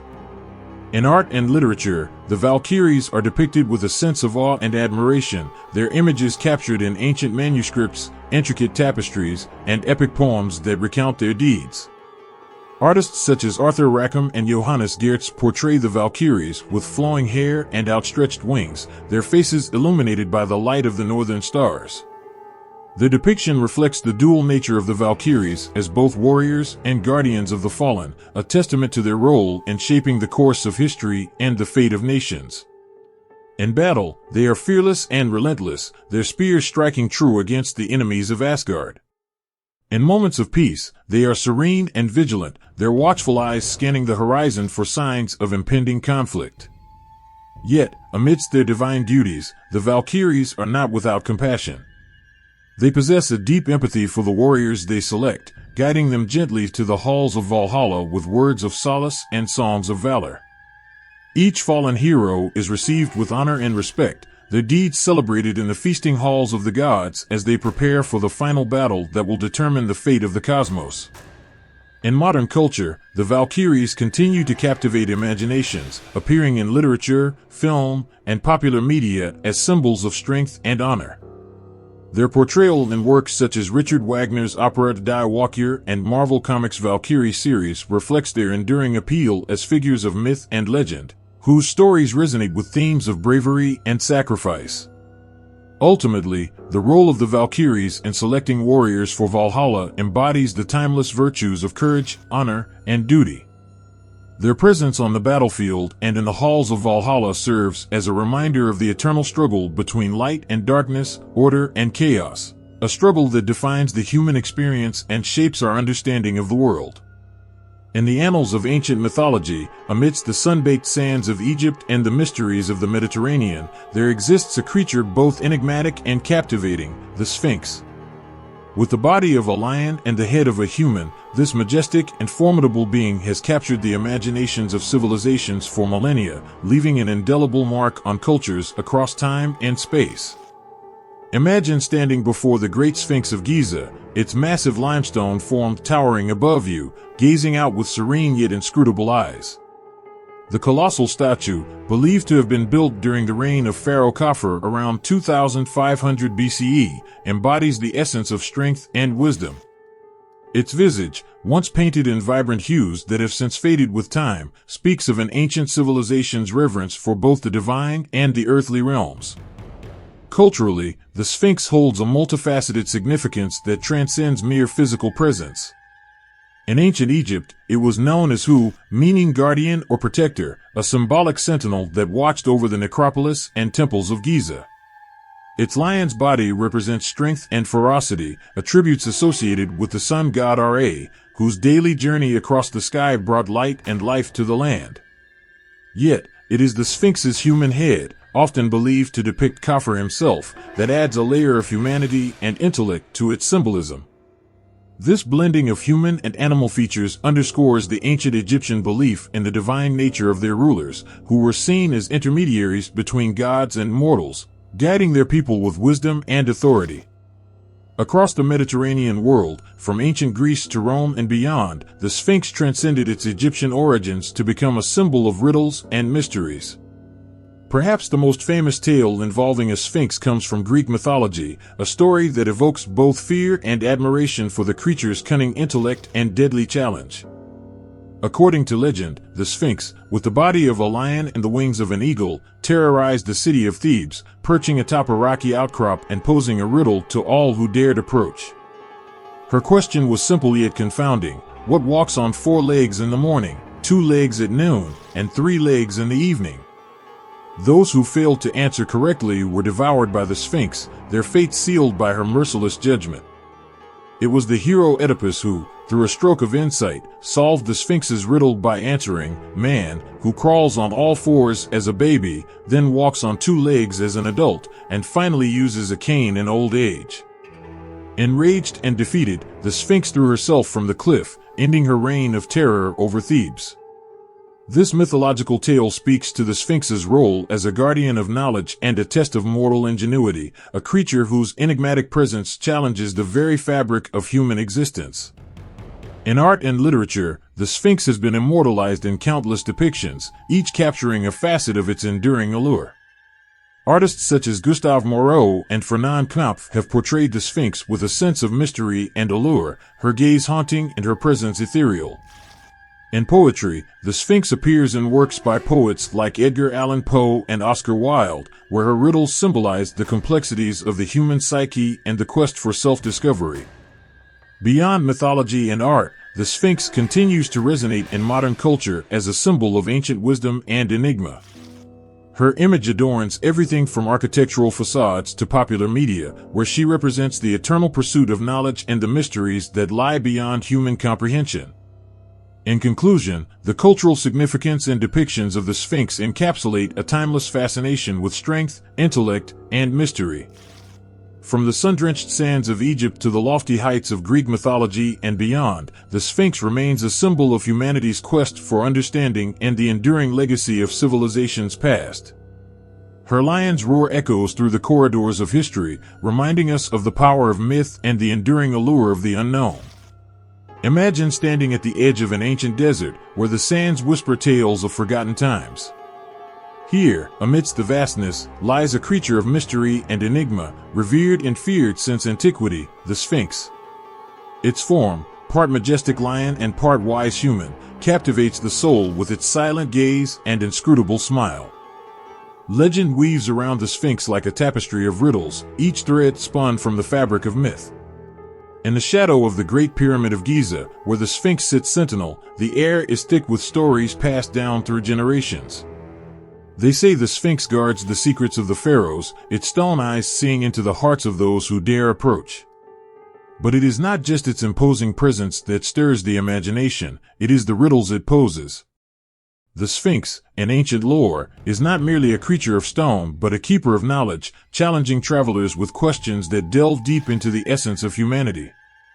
What walks on 4 legs in the morning, 2 legs at noon, and 3 legs in the evening? This riddle, whispered by the Sphinx to Oedipus, is but one of many that have echoed through time, teasing the intellect and testing the spirit. Yet, the Sphinx is more than a purveyor of puzzles. It embodies a duality that resonates with the human experience, strength and wisdom, ferocity and contemplation, the earthly and the divine. Its lion's body, symbolizing power and sovereignty, is tempered by the serene countenance of a human face, evoking empathy and understanding. It stands as a symbol of balance in a world often fraught with contradictions. In the hazy light of dawn, as the desert awakens, the Sphinx casts a long shadow over the sands. Its presence is a reminder of the fleeting nature of existence and the enduring quest for meaning. Generations of poets and scholars have sought to unravel its mysteries, each interpretation adding layers to its enigmatic allure. But perhaps the true magic of the Sphinx lies not in its answers but in the questions it inspires. For in the pursuit of understanding, we are compelled to confront our own limitations and embrace the vastness of the unknown. The Sphinx, with its timeless gaze, challenges us to look inward and outward simultaneously, to reconcile the contradictions within ourselves and navigate the complexities of life's journey.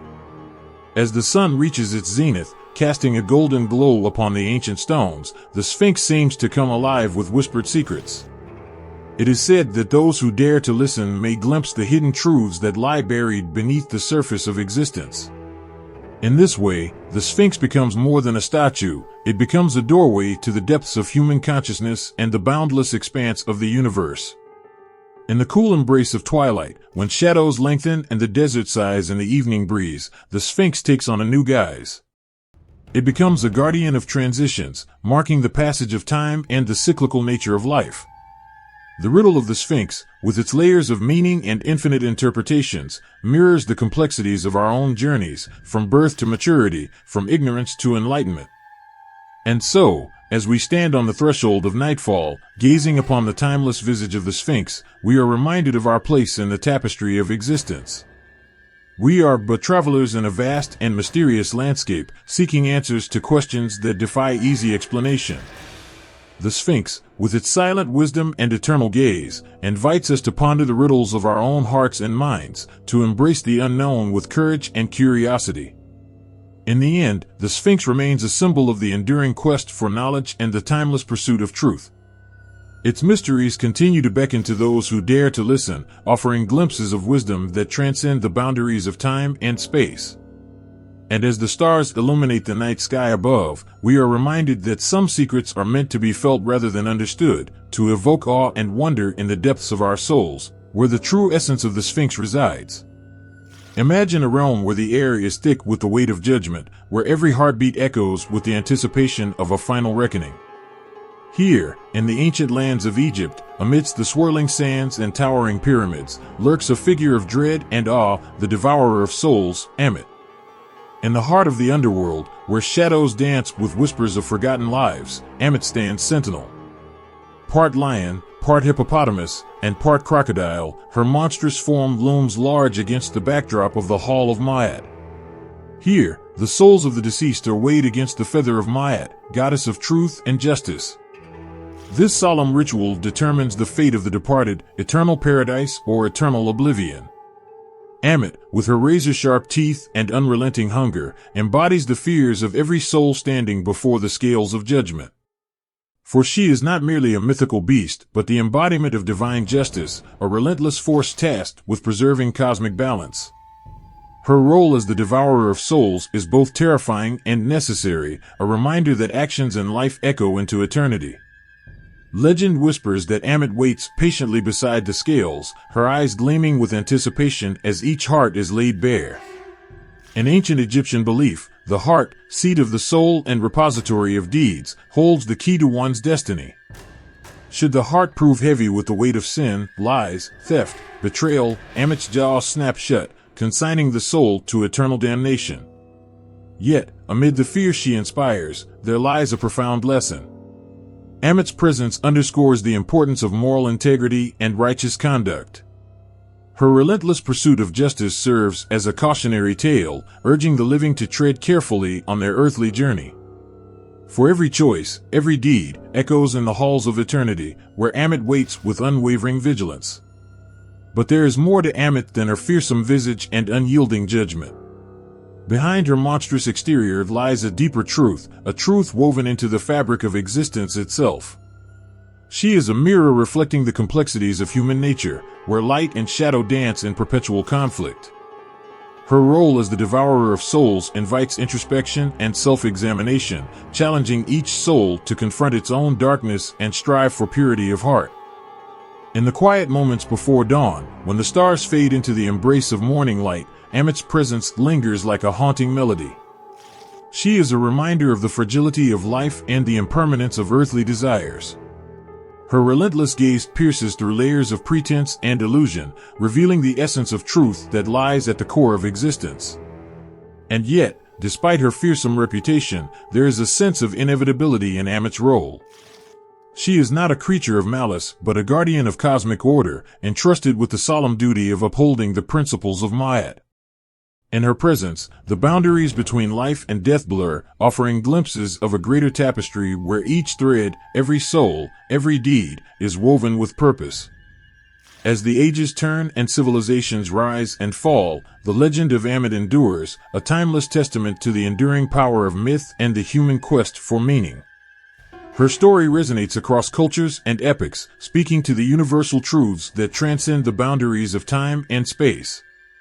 In the quiet corners of the world, where shadows lengthen and the air is heavy with the scent of incense and offerings, Ammit's presence lingers. She is a reminder that justice is not merely a concept, but a living force, woven into the fabric of existence itself. And in her jaws, the souls of the departed find solace in the knowledge that their deeds, both noble and flawed, have meaning beyond the veil of mortality. So, as we stand on the threshold of eternity, let us remember Ammit, the devourer of souls, as more than a fearsome guardian of the underworld. Let us honor her as a symbol of truth and justice, guiding us through the labyrinthine paths of life and death. For in her presence, we find the courage to confront our own shadows and embrace the light of redemption that awaits beyond the horizon. In the dim twilight of ancient Egypt, amidst the grandeur of its temples and the whispering sands of the Nile, there exists a scene that resonates through the ages, a scene of judgment and reckoning, where souls stand at the threshold between worlds. Here, in the sacred hall of Ma'at, unfolds the solemn ritual of judgment, overseen by the fearsome figure of Ammit. Picture, if you will, the hall of Ma'at, a place where truth and justice converge in the afterlife. Pillars carved with hieroglyphs stand sentinel as the deceased, clad in linen and adorned with amulets, approach the scales of judgment. On one side rests the feather of Ma'at, symbolizing truth and cosmic order. On the other, the heart of the departed, pulsing with the echoes of a lifetime. Ammit, with her monstrous form and piercing gaze, awaits beside the scales. Her presence is both feared and revered, for she is the devourer of souls, the arbiter of fate who determines the eternal destiny of each soul. As the heart is weighed against the feather of Ma'at, the air is heavy with anticipation, and every eye is fixed upon the outcome. The ritual unfolds with meticulous precision, guided by the priests who recite ancient incantations and invoke the names of gods long gone. Each soul, in turn, steps forward to face the judgment of Ammit, their deeds laid bare before the eyes of the divine. For in the mythology of ancient Egypt, the afterlife is not merely a destination but a continuation of the journey of the soul, a journey that culminates in the presence of Ammit herself. Legend whispers of those whose hearts were found wanting, those whose lives were stained with deceit, cruelty, or cowardice. As Ammit's jaw snaps shut, the soul is consigned to a fate of eternal oblivion, a fate more terrifying than the darkest depths of the underworld. And yet, Even in this moment of judgment, there is a profound sense of justice, a cosmic balance that transcends the boundaries of mortality. But amidst the solemnity of judgment, there lies a deeper truth, a truth that speaks to the universal human experience. For the heart, an ancient Egyptian belief, is not merely a physical organ but the seat of the soul itself. It is here, in the sacred hall of Maat, that the essence of each individual is laid bare, their virtues and vices, their triumphs and failures, their joys and sorrows. As the ages pass and civilizations rise and fall, the scene of judgment in the hall of Maat endures, a timeless testament to the enduring power of myth and the human quest for meaning. It is a scene that resonates with echoes of compassion and accountability, reminding us that every choice we make echoes into eternity. In the quiet moments before dawn, when the stars fade into the embrace of morning light, the memory of Ammit's judgment scene lingers. It is a reminder that justice is not a fleeting concept, but a living force woven into the fabric of existence itself. And in the presence of Ammit, we find solace in the knowledge that our actions have consequences, both in this life and the next. So, as we stand on the threshold of eternity, let us remember the judgment scenes of Ammit in Egyptian mythology as more than tales of divine retribution. Let us honor them as a reflection of the human experience, the journey of the soul through light and shadow, truth and falsehood, hope and despair. And in the presence of Ammit, may we find the courage to confront our own hearts and strive for purity of spirit, knowing that in the end, justice will prevail. In the dawn of time, when the world was young and the heavens danced with the light of creation, there existed a force of primordial chaos, an adversary whose very existence threatened the order of the cosmos. This force was Apep, known also as Apophis, the personification of chaos and the eternal adversary of Ra, the sun god. Picture, if you will, the vast expanse of the Egyptian cosmos, a realm where gods and goddesses ruled over land and sky, weaving the tapestry of existence with their divine hands. Among them, Ra stood as the radiant sun, bringing light and life to the world. But beyond the realm of light lurked Apep, a serpent of unimaginable size, whose coils stretched across the horizon like shadows in the night. Apep was not merely a creature of flesh and bone but a manifestation of primal chaos itself, a serpent whose very breath threatened to engulf the sun and plunged the world into eternal darkness. With each sunset, Apep stirred from the depths of the underworld, his venomous gaze fixed upon Ra as he embarked on his nightly journey through the realms of the dead. Legend whispers of Apep's relentless pursuit, a cosmic battle that spanned epochs and tested the courage of gods and mortals alike. For Ra, the sun god, knew that his nightly journey was not merely a passage through the heavens but a confrontation with the forces of chaos that sought to undo the fabric of creation itself. With each passing moment, Apep coiled and writhed, his monstrous form casting shadows that danced upon the earth. But amidst the darkness, there lay a deeper truth, a truth that spoke to the resilience of the human spirit and the enduring power of light over darkness. For Ra, with his unwavering courage and divine strength, stood firm against the serpent's onslaught, his radiant light piercing through the veil of night. In the face of Apep's chaos, Ra embodied the eternal struggle between order and disorder, a struggle that echoed through the hearts of gods and mortals alike. As the ages turned and civilizations rose and fell, the legend of Apep endured, a testament to the indomitable spirit of those who dare to defy the forces of chaos and embrace the light of truth. In the quiet moments before dawn, when the world holds its breath in anticipation of the sun's return, the memory of Apep's relentless pursuit lingers. He is more than a mere adversary, he is a symbol of the challenges we face in our own lives, the shadows that threaten to engulf us, the chaos that seeks to undo our dreams.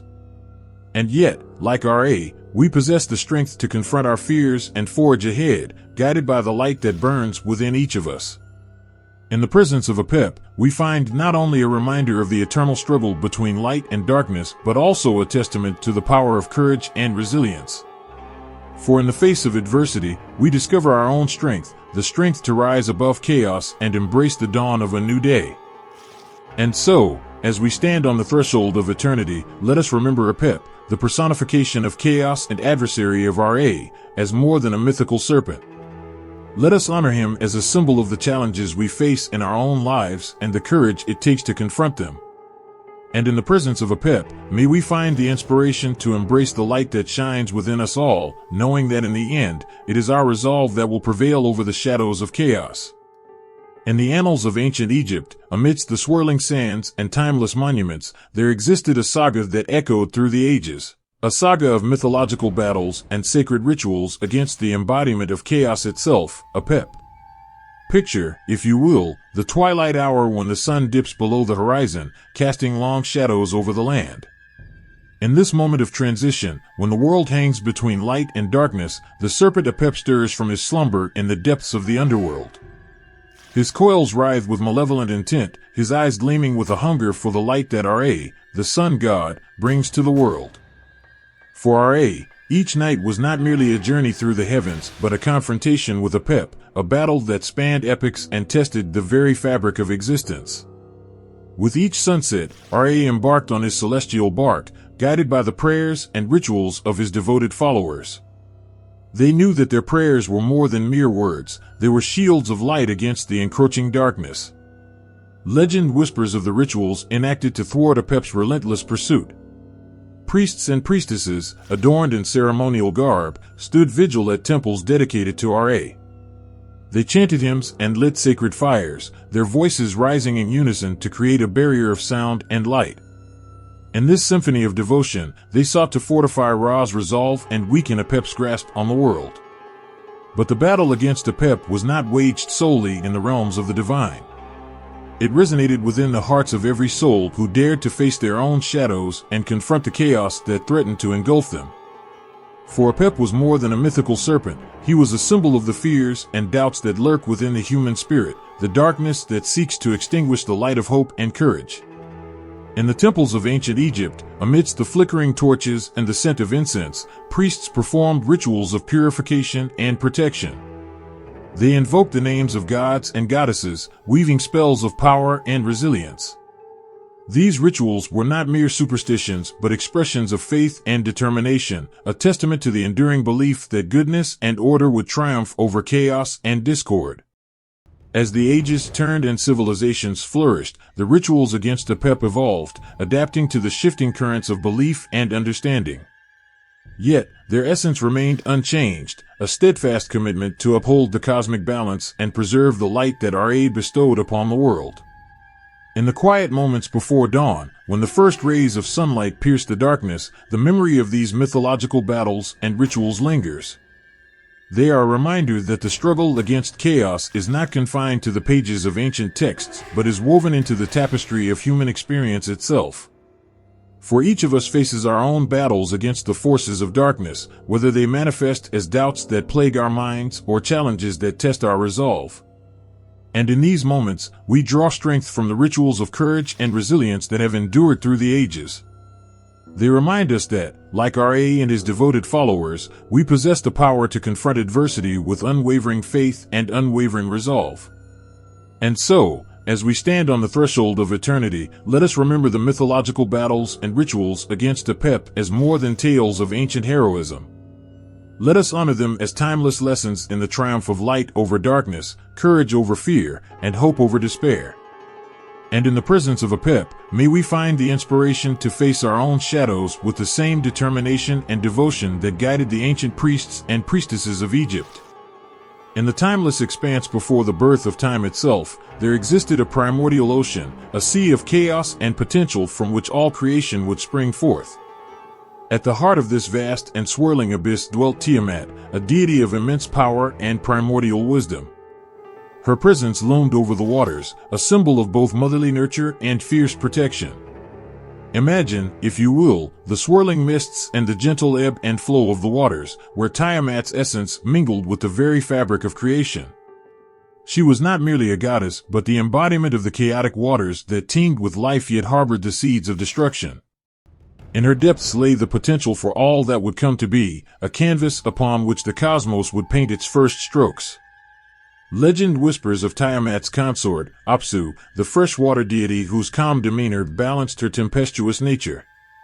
Together, they nurtured the younger gods who emerged from the primordial waters, their offspring, the deities who would shape the heavens and the earth. But amidst the tranquility, a discordant note began to sound, a note that would resonate through the ages and echo in the annals of myth. For from the union of Tiamat and Apsu arose younger gods whose clamor and ambitions disturbed the primordial peace. Their voices grew louder, their desires more insistent, until Apsu, unable to bear the cacophony, resolved to silence them forever.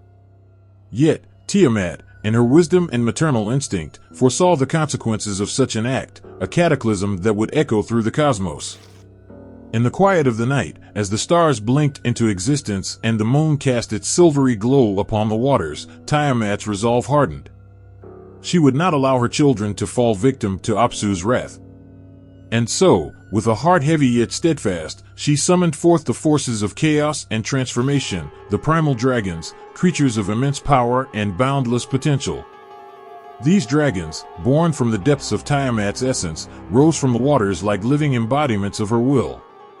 They were not mere beasts, but avatars of creation and destruction, their scales gleaming with the colors of the cosmos. With Tiamat at their helm, they clashed with Apsu in a battle that shook the very foundations of existence, a battle that would determine the fate of the cosmos itself. As the clash of titanic forces reverberated through the primordial waters, Tiamat unleashed her fury upon Apsu and his allies. Her roar echoed across the heavens, shaking the stars from their celestial moorings. The dragons, with jaws that could rend mountains and wings that could eclipse the sun, fought with a ferocity born of primal instinct and divine purpose. But amidst the chaos, a tragedy unfolded, a tragedy that would forever alter the course of myth and legend. In the heat of battle, Tiamat's beloved consort, Apsu, fell to her dragon's wrath. His lifeblood mingled with the waters, staining the ocean crimson and marking the beginning of a new era, a world shaped by the clash of opposing forces and the sacrifice of divine love. Yet, even in her grief, Tiamat's resolve remained unbroken. With a mother's determination, she gathered her remaining dragons and forged ahead, confronting the younger gods who had instigated the conflict. They were led by Ea, the wise and crafty god of wisdom, who sought to harness Tiamat's power for his own ends. But Tiamat, with her wisdom and strength, would not be swayed. She confronted Ea and his allies with a fury that shook the heavens, her dragons unleashing torrents of fire and lightning upon their foes. The battle raged for epochs, each blow and counterblow reshaping the fabric of reality itself. In the end, Tiamat stood triumphant, her dragons victorious and her will unbroken. Yet, the cost of victory was steep. Her beloved Apsu lay forever silent, his presence a haunting reminder of the sacrifices made in the name of creation. And so, amidst the ruins of battle, Tiamat ascended to her rightful place as the mother of all, a deity whose name would be whispered with reverence and awe through the ages. As the cosmos settled into its new equilibrium, Tiamat's legacy endured, a testament to the enduring power of creation and the eternal dance of chaos and order. Her mythological battles against the forces of discord became a beacon of hope and inspiration for generations to come, a reminder that from the depths of chaos, new worlds and possibilities emerge. And so, as we stand on the shores of eternity, let us remember Tiamat, the goddess of primordial waters and mother of creation, as more than a myth. Let us honor her as a symbol of courage and resilience, of maternal love and divine strength. And in the presence of her story, may we find the inspiration to confront our own battles with the same steadfast determination and unwavering grace that defined her mythic legacy. In the ancient tapestry of Mesopotamian mythology, amidst the swirling sands and towering ziggurats, there exists a saga that echoes through the ages, a saga of conflict and cosmic struggle between Tiamat, the primordial goddess of chaos, and Marduk, the bold and cunning god of Babylon. Imagine, if you will, a time when the heavens and earth were not yet separated, a time when the gods walked among mortals and the fate of the cosmos hung in the balance. At the heart of this tumultuous era stood Tiamat, the embodiment of primordial waters, whose power and wisdom were unmatched in all the realms. Her presence loomed over the vast expanse of creation, a force of nature that both nurtured and threatened all that existed. Legend whispers of Tiamat's conflict with the younger gods, who grew restless and ambitious in their pursuit of dominion over the cosmos. Among them was Marduk, the son of Ea, who rose to prominence among the gods of Babylon with his wit and martial prowess. Heeding the cries of the gods oppressed by Tiamat's chaos, Marduk embarked on a perilous quest, a quest to confront the primordial goddess and restore order to the universe. The epic battle that ensued was more than a clash of divine wills, it was a cataclysmic struggle that shook the very foundations of existence. Tiamat, with her legion of monstrous allies and her boundless fury, unleashed a torrent of chaos upon the cosmos. Her roar echoed through the heavens, stirring the stars from their celestial slumber and casting a shadow over the mortal realm. But Marduk, with his cunning and unyielding resolve, stood firm against Tiamat's onslaught. Armed with divine weapons forged by the gods and fueled by righteous fury, he faced the primordial goddess in a battle that would determine the fate of all creation. With each strike of his weapon, the winds of change swept through the cosmos, reshaping reality itself. The Enuma Elish, the epic tale of creation, recounts the harrowing moments of this cosmic clash. Marduk, guided by the wisdom of Ea and the prayers of the gods, confronted Tiamat amidst the chaos of battle. Their clash shook the very pillars of heaven, their roars thundering across the realms as mortals and gods alike looked on in awe and fear. In the heat of battle, Marduk unleashed his ultimate weapon, the mighty winds that he had harnessed from the four corners of the earth. With a single strike, he pierced Tiamat's monstrous form, cleaving her asunder and scattering her remnants across the cosmos. Her cries of anguish echoed through the heavens, a lament for the primordial waters that had birthed all life. But amidst the chaos and devastation, a profound truth emerged, a truth that resonates through the annals of myth and legend. For in confronting Tiamat, Marduk not only vanquished chaos but forged a new order, a cosmic hierarchy that would guide the destinies of gods and mortals alike. His victory was not merely a triumph of strength, but a testament to the power of courage and determination in the face of overwhelming adversity. As the dust settled and the echoes of battle faded, Marduk ascended to his rightful place as the supreme god of Babylon, the divine ruler whose name would be revered and feared throughout the ages. And yet, in the hearts of those who bore witness to the conflict, there lingered a profound sense of awe and reverence for Tiamat, the primordial goddess whose sacrifice paved the way for a new era of creation and divine governance. And so, as we stand on the precipice of eternity, let us remember the conflict between Tiamat and Marduk as more than a tale of gods and monsters. Let us honor it as a timeless testament to the enduring power of myth and the eternal struggle between chaos and order. And in the presence of their story, may we find the inspiration to confront our own battles with courage and resilience, knowing that from adversity arises the potential for new beginnings and transformative change. In the ancient annals of Mesopotamian myth, amidst the fertile plains and bustling cities, there exists a tale that stirs the soul, a tale of courage, friendship, and the fearsome guardian of the cedar forest known as Humbaba. Imagine, if you will, a time when gods walked among mortals and heroes strode boldly into the realm of myth.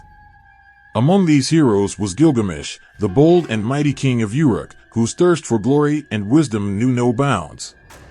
Together with his loyal companion Enkidu, a wild man fashioned from clay by the gods themselves, Gilgamesh embarked on a perilous quest to the cedar forest, a realm forbidden to mortals and guarded by Humbaba, the monstrous and terrifying deity. Humbaba, with his fearsome visage and thunderous voice, stood sentinel over the cedar forest, a realm of towering trees that reached towards the heavens and whispered ancient secrets in the wind. His presence cast a shadow over the land, his roars echoing through the valleys and striking fear into the hearts of all who dared to approach. But Gilgamesh, undaunted by the tales of Humbaba's ferocity, forged ahead with Enkidu at his side. Their journey was not merely a quest for glory but a testament to the enduring bond between friends, a bond that would be tested by the trials that lay ahead. As they ventured deeper into the cedar forest, the air grew thick with the scent of cedar and the murmurs of ancient spirits. The trees towered overhead, their branches swaying in the breeze like guardians of a forgotten realm. And amidst this verdant sanctuary, Humbaba stirred, a colossus of sinew and fury, his eyes ablaze with the fire of divine wrath. The battle that ensued was more than a clash of strength, it was a confrontation of wills, a testament to the courage and determination of mortals who dared to challenge the gods themselves. Gilgamesh, with his divine weapons forged by the hands of Ea, the god of wisdom, stood firm against Humbaba's onslaught. Enkidu, with his primal strength and unyielding loyalty, fought by his side, a pillar of support amidst the chaos of battle. But amidst the fury and chaos, a transformation unfolded, a transformation that would forever alter the course of Gilgamesh's journey. For as Humbaba's defenses faltered and his roars turned to cries of anguish, Gilgamesh beheld not a fearsome deity but a creature of the gods, a guardian tasked with protecting the sacred cedar forest from mortal intrusion. In that moment of clarity, Gilgamesh stayed his hand, not out of fear or hesitation, but out of a newfound understanding. Humbaba, once a terror of the forest, now stood before him as a being worthy of empathy and respect, a guardian bound by duty and honor to fulfill his divine mandate. And so, amidst the ancient cedars and the fading echoes of battle, Gilgamesh made a choice to show mercy where others would have shown only wrath. With a gesture of compassion, he spared Humbaba's life, a gesture that echoed through the realms of gods and mortals alike. In the aftermath of their encounter, Humbaba, wounded and humbled, relinquished his guardianship of the cedar forest. His roar softened to a whisper, his gaze softened to a reflection of the ancient wisdom that coursed through the trees. And as Gilgamesh and Enkidu departed from the realm of myth and returned to the mortal world, they carried with them not only the spoils of victory but the lessons of humility and empathy that Humbaba's presence had imparted. For in the heart of every myth lies a truth that resonates through the ages and speaks to the complexities of the human experience. Humbaba, guardian of the cedar forest, stands as a testament to the power of compassion and understanding in the face of adversity. His tale reminds us that even in the midst of conflict and strife, there exists the potential for reconciliation and growth, a potential that lies within each of us, waiting to be awakened by the bonds of friendship and the courage to see beyond fear.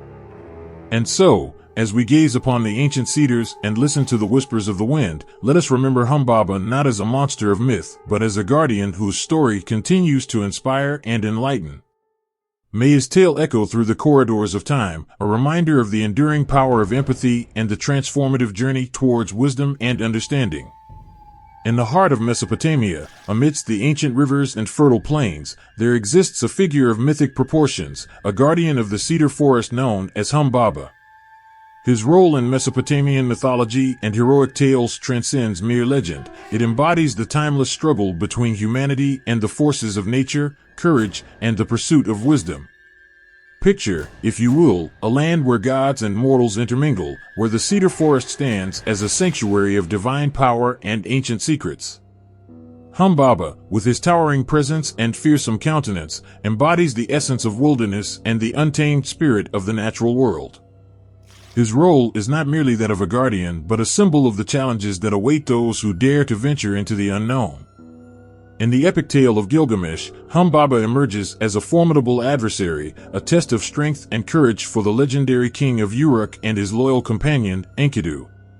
Their quest to confront Humbaba is not driven by mere ambition, but by a quest for immortality and the wisdom that lies hidden within the cedar forest's depths. As Gilgamesh and Enkidu embark on their journey, the air is thick with anticipation and the echoes of ancient tales. They navigate through verdant valleys and ancient groves, guided by the whispers of divine providence and the courage that beats in their hearts. For Humbaba, with his divine mandate to protect the cedar forest, stands as a sentinel against mortal intrusion, a force to be reckoned with and respected. When the moment of confrontation arrives, the clash between Gilgamesh and Humbaba reverberates through the realms of gods and mortals alike. Humbaba, with his thunderous roar and primal fury, tests Gilgamesh's mettle and challenges his resolve.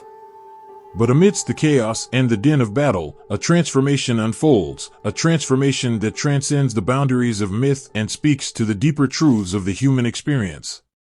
For Humbaba, once seen as a monstrous guardian, reveals a vulnerability, a glimpse into the complexities of his existence and the burden of his divine duty.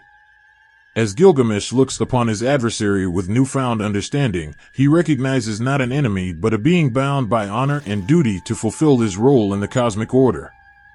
In Humbaba's role in Mesopotamian mythology, we find echoes of our own struggles and aspirations, the quest for meaning, the pursuit of knowledge, and the courage to confront the unknown. His presence in heroic tales serves as a reminder of the challenges we face in our own journeys, whether they be physical trials or spiritual quests for enlightenment. Through Humbaba's story, we are invited to reflect on the dualities of existence, the balance between order and chaos, strength and vulnerability, fear and courage. His role as a guardian of the cedar forest embodies the tension between human ambition and the natural world's resistance, a tension that defines the hero's journey and shapes the narrative of mythic storytelling. As we ponder Humbaba's legacy in Mesopotamian mythology, let us not only marvel at his formidable presence, but also contemplate the lessons he imparts. His tale resonates with the timeless themes of resilience and determination, empathy and understanding. It challenges us to confront our own fears and limitations, to embrace the unknown with courage and humility. And so, as we honor Humbaba's role in Mesopotamian mythology and heroic tales, may we find inspiration in his story, a story that transcends the ages and speaks to the enduring spirit of human endeavor. May his legacy continue to echo through the corridors of time, reminding us of the power of myth to illuminate the human condition and inspire us to strive for greatness in our own journeys through life's untamed wilderness. In the shadowy realms of Chinese folklore, amidst mist-shrouded mountains and ancient temples, there exists a chilling tale that haunts the hearts of the living, a tale of the Jiangshi, the hopping vampire. This mythic creature, with its pallid visage and stiff, jerking movements, embodies the fears and superstitions of generations past, weaving a tapestry of horror and intrigue that continues to captivate the imagination. Imagine, if you will, a moonlit night in rural China, where whispers of the supernatural drift on the wind and the air is heavy with the scent of incense. In these quiet villages, tales of the Jiangshi are passed down from elders to children, a warning against wandering too far from the safety of home after dark. The folklore surrounding the Jiangshi begins with the belief that when a person dies far from home or under unusual circumstances, their spirit may return to the world of the living in a restless and malevolent form. Animated by dark energies and bound by unfinished business, the Jiangshi rises from its grave with a thirst for life essence, a thirst that can only be quenched by draining the life force from the living.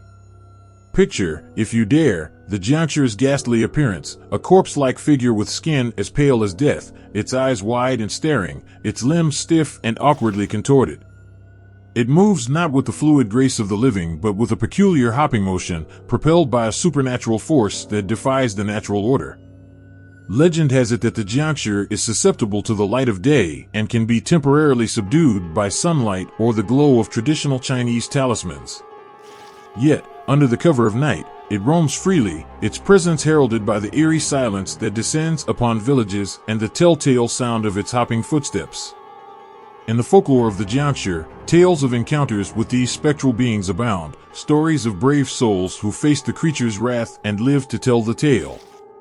These encounters are not merely cautionary tales but reflections of deeper truths about the human condition, about fear, mortality, and the enduring belief in forces beyond our comprehension. Among the most chilling tales is that of a grieving widow who, upon learning of her husband's untimely death far from home, took it upon herself to retrieve his body for a proper burial. Ignoring the warnings of villagers, she set out on a perilous journey through mist-covered mountains and treacherous paths, guided only by love and determination.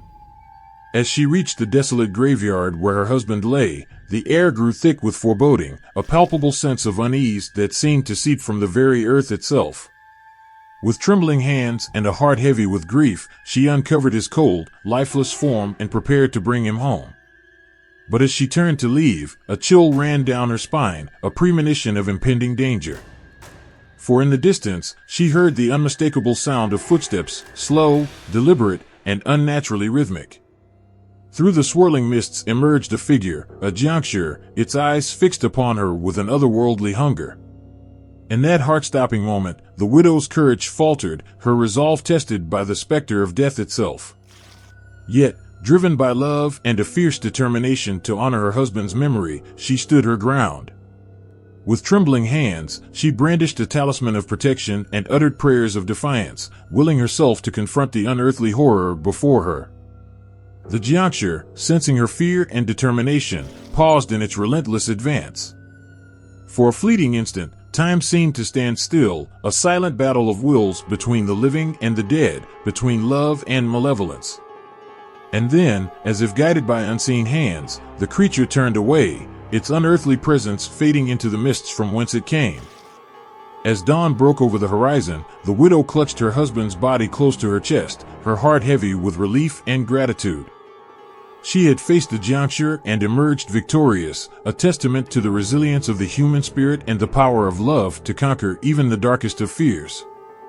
In the folklore surrounding the juncture, we find not only tales of terror but also narratives of courage, sacrifice, and the enduring bond between the living and the dead. These stories remind us that beneath the veil of superstition lies a deeper truth, a truth that speaks to our shared humanity and the eternal struggle between light and darkness, life and death. And so, as the shadows lengthen and the night draws near, let us remember the folklore of the juncture not as mere legend, but as a reflection of our collective fears and aspirations. May it serve as a reminder of the frailty of life, the strength of the human spirit, and the enduring power of stories to illuminate the mysteries that lie beyond the realm of the living. In the mystical tapestry of Chinese folklore, there exists a realm where the boundaries between the living and the dead blur, a realm inhabited by the juncture, the hopping vampires whose presence evokes both dread and fascination.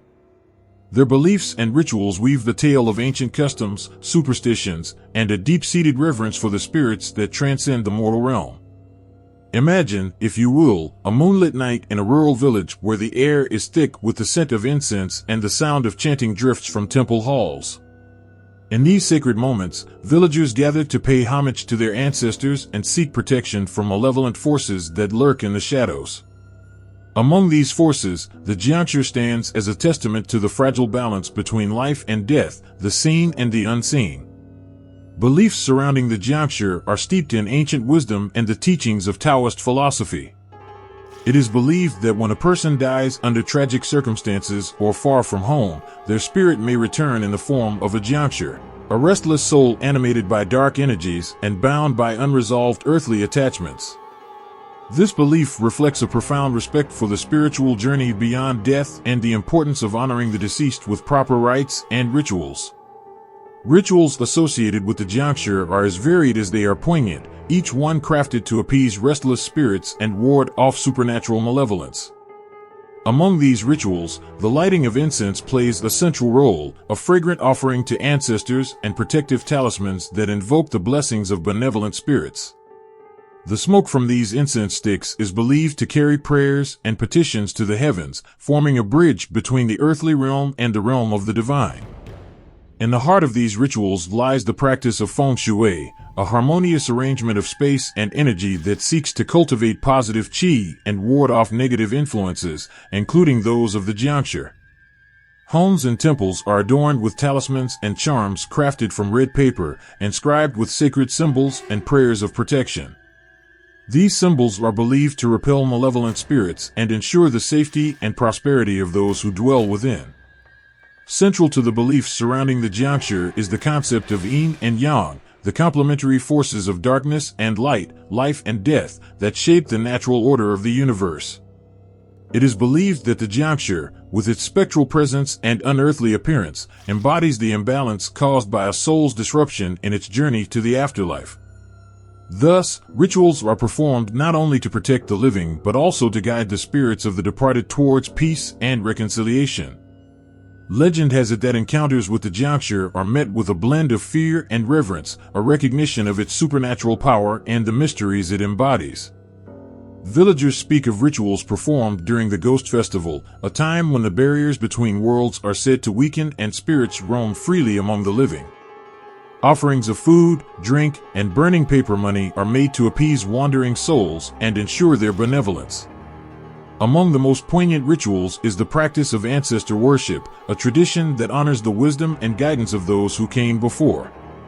Families gather at ancestral gravesites to sweep away debris, light incense, and offer prayers of gratitude and remembrance. It is believed that by honoring their ancestors, individuals strengthen the bonds between past and present, ensuring the continuity of family lineage and the blessings of ancestral spirits. In the folklore of the Jiangshi, we find echoes of our shared humanity and the universal quest for meaning in the face of life's mysteries.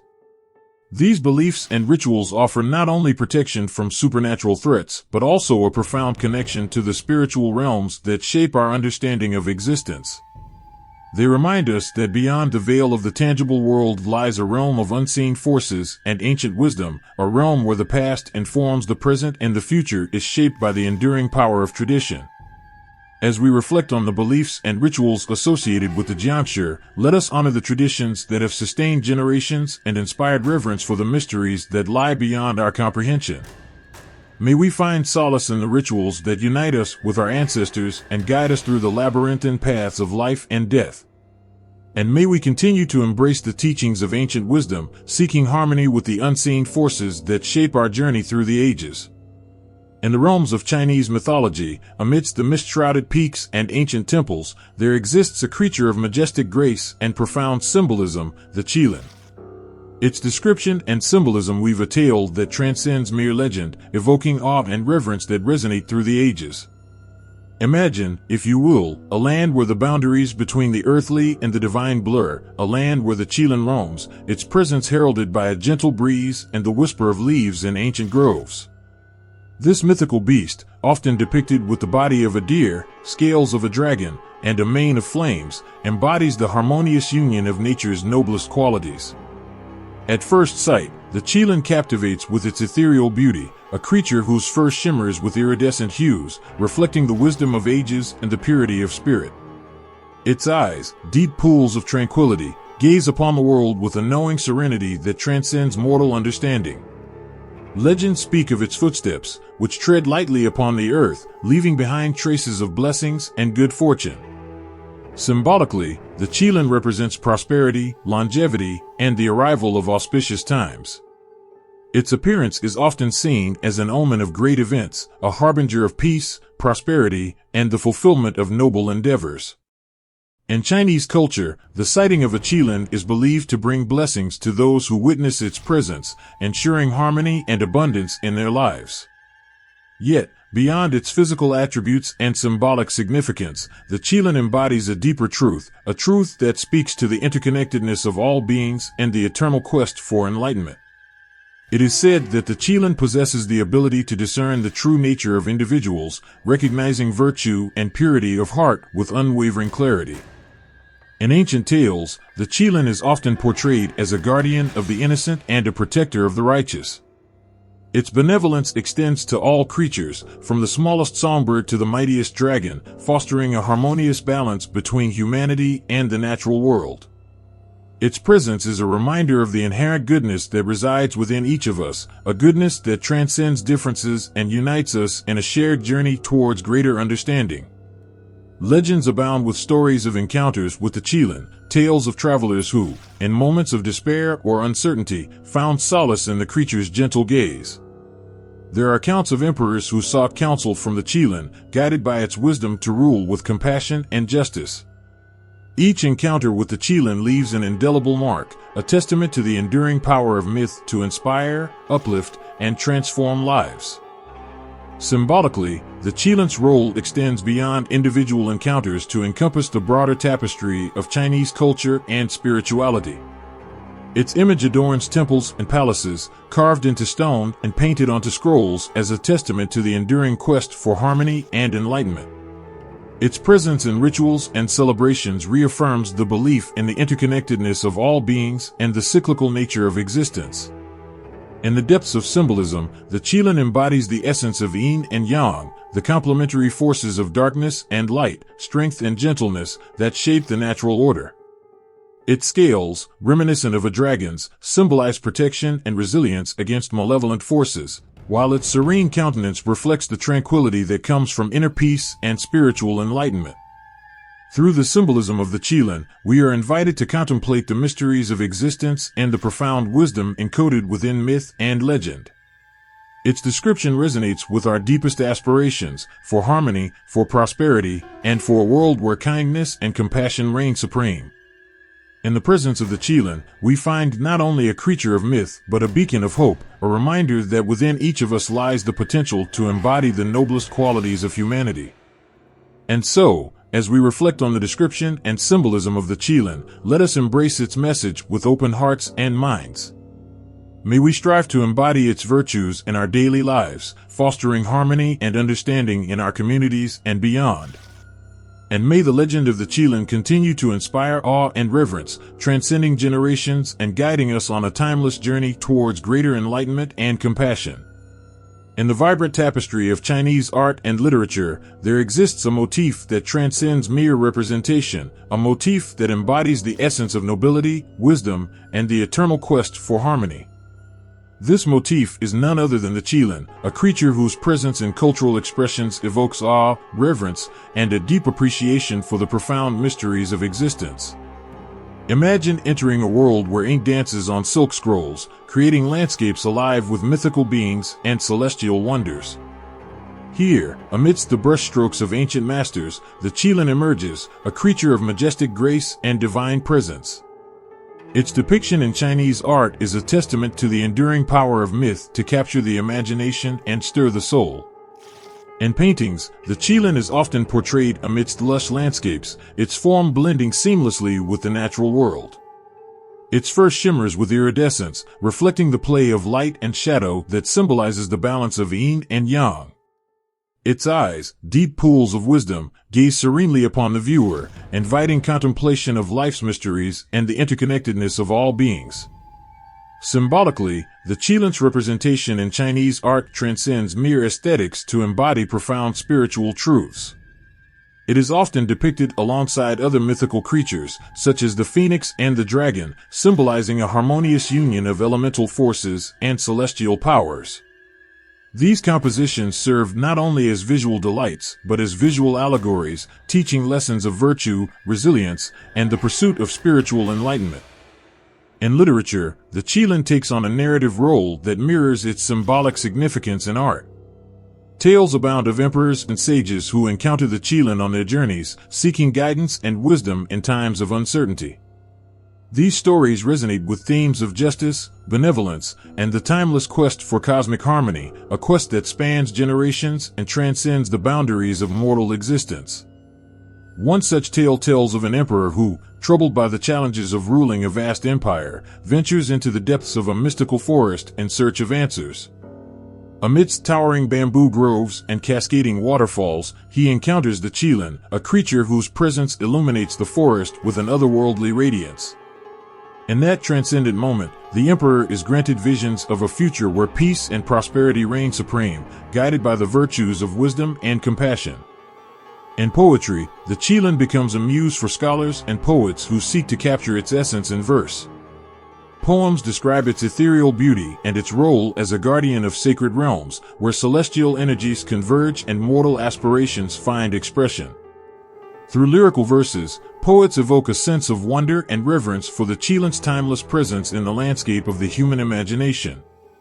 Across the expanse of Chinese art and literature, representations of the Qilin serve as reminders of the enduring power of myth to inspire, uplift, and transform.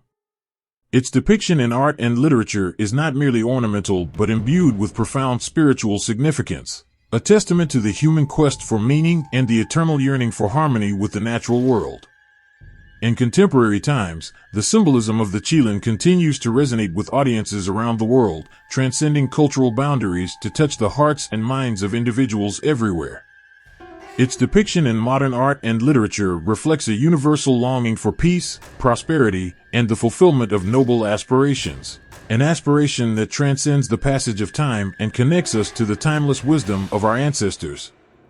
As we contemplate the representations of the Qilin in Chinese art and literature, let us embrace its message with reverence and gratitude. May we draw inspiration from its mythical presence to cultivate virtues of compassion, resilience, and spiritual enlightenment in our own lives. And may the legend of the Qilin continue to illuminate our journey through the vast landscape of human experience, guiding us towards a future where harmony and understanding prevail. In the shadows of Japan's ancient forests and mist-covered mountains, a world teems with beings that defy explanation and stir the imagination, the yokai. These creatures of Japanese folklore weave tales of wonder and fear, their presence echoing through the annals of history as symbols of the unseen forces that shape our world.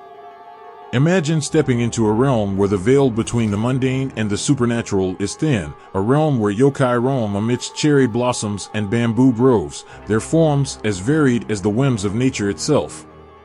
Here, amidst whispers of ancient rituals and the scent of incense, the yokai emerge as embodiments of both mischief and benevolence, each one carrying a tale that resonates with the human spirit.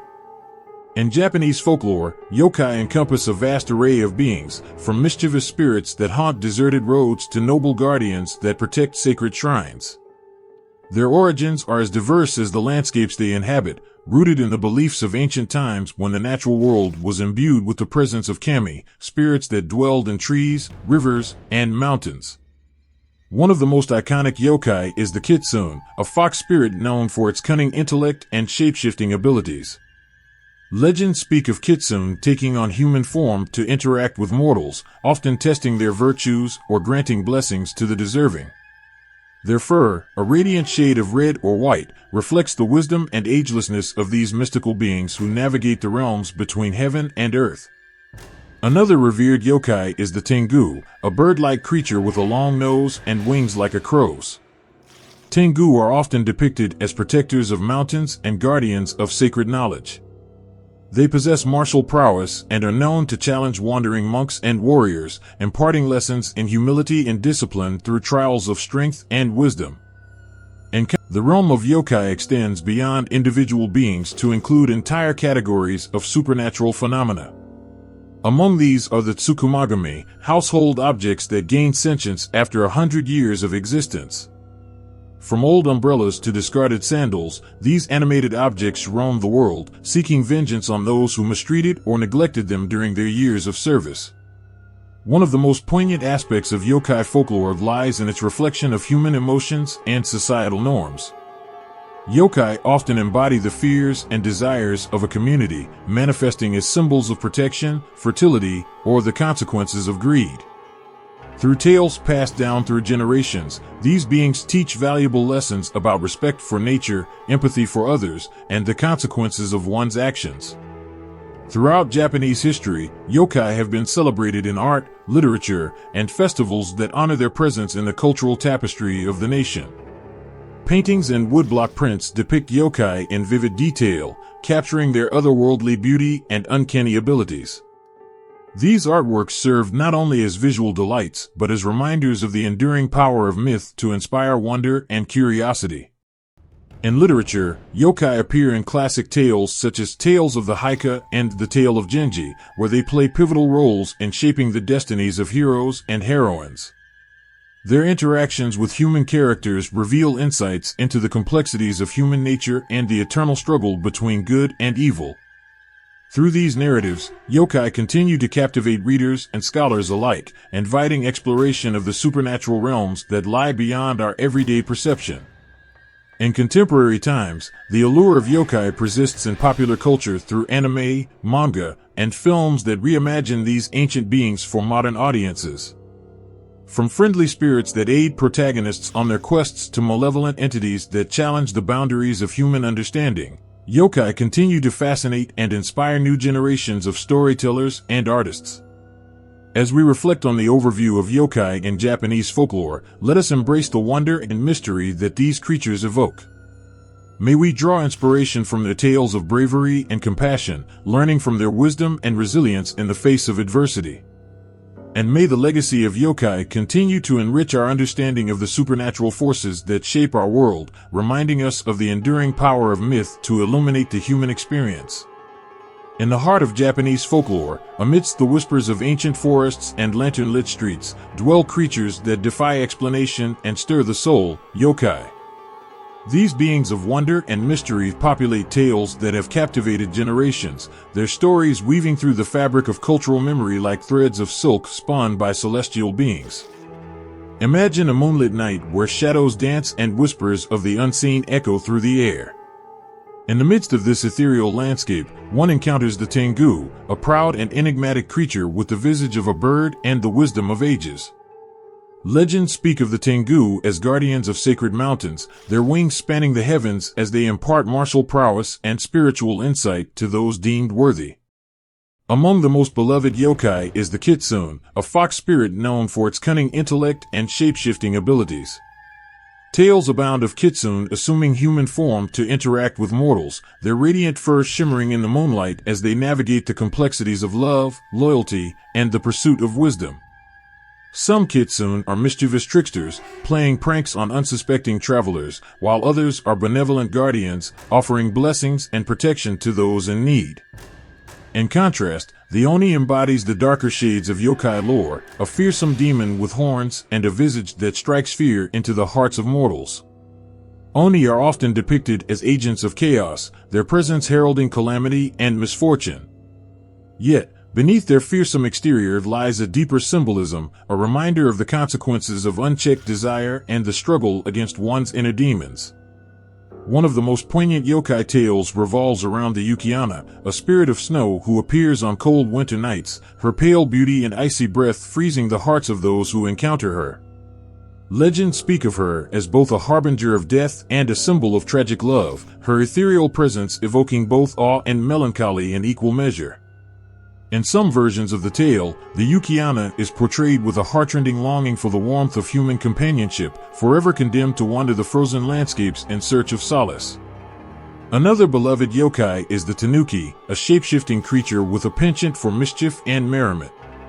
Often depicted with a round belly and a jovial expression, the tanuki uses its transformative powers to play tricks on unsuspecting travelers or to escape danger. Yet, beneath its playful antics lies a profound wisdom, a reminder of the importance of laughter and levity in the face of life's challenges. Throughout Japanese history, yokai have been celebrated in art, literature, and theater, their stories immortalized in paintings, woodblock prints, and no-dramas. Artists capture their essence with vivid brushstrokes, portraying their supernatural abilities and symbolic significance with reverence and imagination. These artworks serve not only as visual delights, but as windows into a world where the boundaries between the natural and the supernatural blur. In literature, yokai stories are passed down through generations, enriching the cultural tapestry of Japan with tales of bravery, compassion, and the enduring quest for spiritual enlightenment. Characters such as the shoujo, a drunken sea spirit with a fondness for sake, and the kappa, a mischievous water sprite known for its love of cucumbers, populate the landscapes of Japanese mythology, their antics and adventures inspiring awe and laughter alike. In contemporary times, yokai continue to captivate audiences around the world through anime, manga, and films that reimagine these ancient beings for modern audiences. From friendly spirits that aid protagonists on their quests to malevolent entities that challenge the boundaries of human understanding, yokai stories resonate with themes of resilience, empathy, and the eternal struggle between light and darkness. As we reflect on the tales of popular yokai and their enduring impact on Japanese culture, let us embrace their stories with reverence and gratitude. May we draw inspiration from their lessons of bravery, compassion, and the timeless quest for wisdom. And may the legacy of yokai continue to illuminate our understanding of the supernatural forces that shape our world, reminding us of the boundless possibilities that lie beyond the veil of everyday existence. In the shadowy depths of Japan's ancient mountains, there exists a being of myth and mystery, a creature whose presence evokes both awe and trepidation. This is the Tengu, a figure steeped in legend and revered for its enigmatic nature and profound influence on Japanese folklore. Picture a mist-laden forest at dawn, where sunlight filters through ancient cedars and birdsong fills the air. Amidst this tranquil scene, a figure appears, a Tengu, with wings like a crow and a long, hooked nose that hints at its supernatural origins. Its eyes gleam with wisdom acquired over centuries, and its presence commands both respect and fear among those who dare to tread the paths of the sacred mountains. The Tengu's role in Japanese mythology is as diverse as the landscapes it inhabits.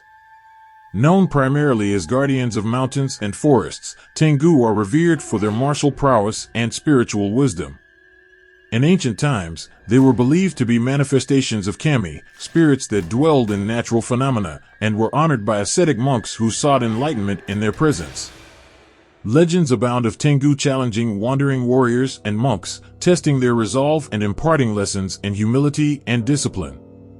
These encounters, often depicted in scrolls and woodblock prints, reveal the Tengu's dual nature as both mentor and adversary, a figure who demands respect for the natural order and the pursuit of spiritual enlightenment.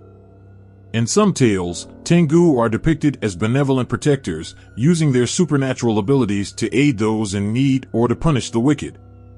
They are said to possess the power of flight, allowing them to traverse vast distances in the blink of an eye, and the ability to manipulate the elements to serve their purposes. Yet, alongside their benevolent aspects, Tengu are also known for their mischievous and sometimes malevolent behavior. In folklore, they are notorious tricksters, playing pranks on unsuspecting travelers or leading them astray in the mountains. These antics serve as cautionary tales, reminding mortals of the consequences of arrogance and disrespect for the natural world. One of the most famous Tengu is Tengu no De Tengu, the Great Tengu, a figure of immense power and wisdom who resides at the summit of sacred mountains. Dressed in robes of crimson and wielding a fan made from feathers, De Tengu commands legions of lesser Tengu and is revered as a protector of esoteric knowledge and spiritual teachings. Symbolically, the Tengu embody the struggle between earthly desires and spiritual enlightenment, a theme that resonates deeply in Japanese culture.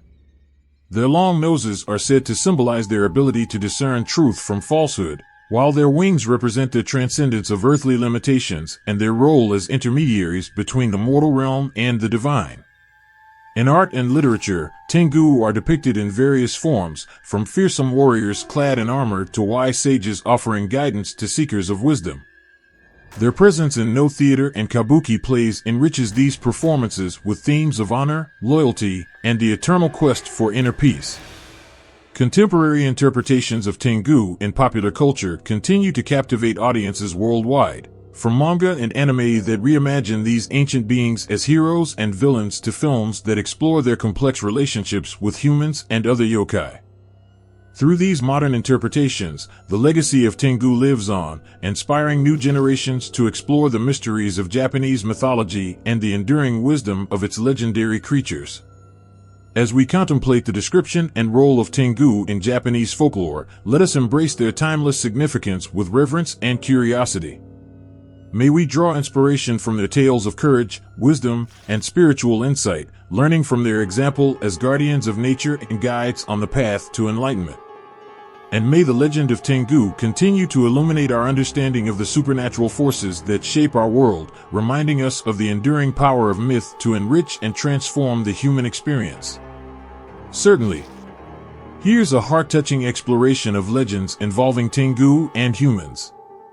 In the ancient mountains of Japan, where the whispers of the wind carry echoes of centuries-old tales, there exists a bond forged between humanity and the enigmatic Tengu, a bond steeped in honor, wisdom, and the enduring spirit of adventure. Imagine a remote village nestled amidst towering peaks, where generations have lived in awe of the natural wonders that surround them. Here, amidst the mist-shrouded forests and cascading waterfalls, stories abound of encounters with Tengu, a race of beings both feared and revered for their supernatural abilities and unwavering dedication to the principles of virtue and justice. One such legend tells of a humble woodcutter named Jiro, whose life changed forever on a fateful day when he ventured deep into the heart of the mountains in search of rare timber.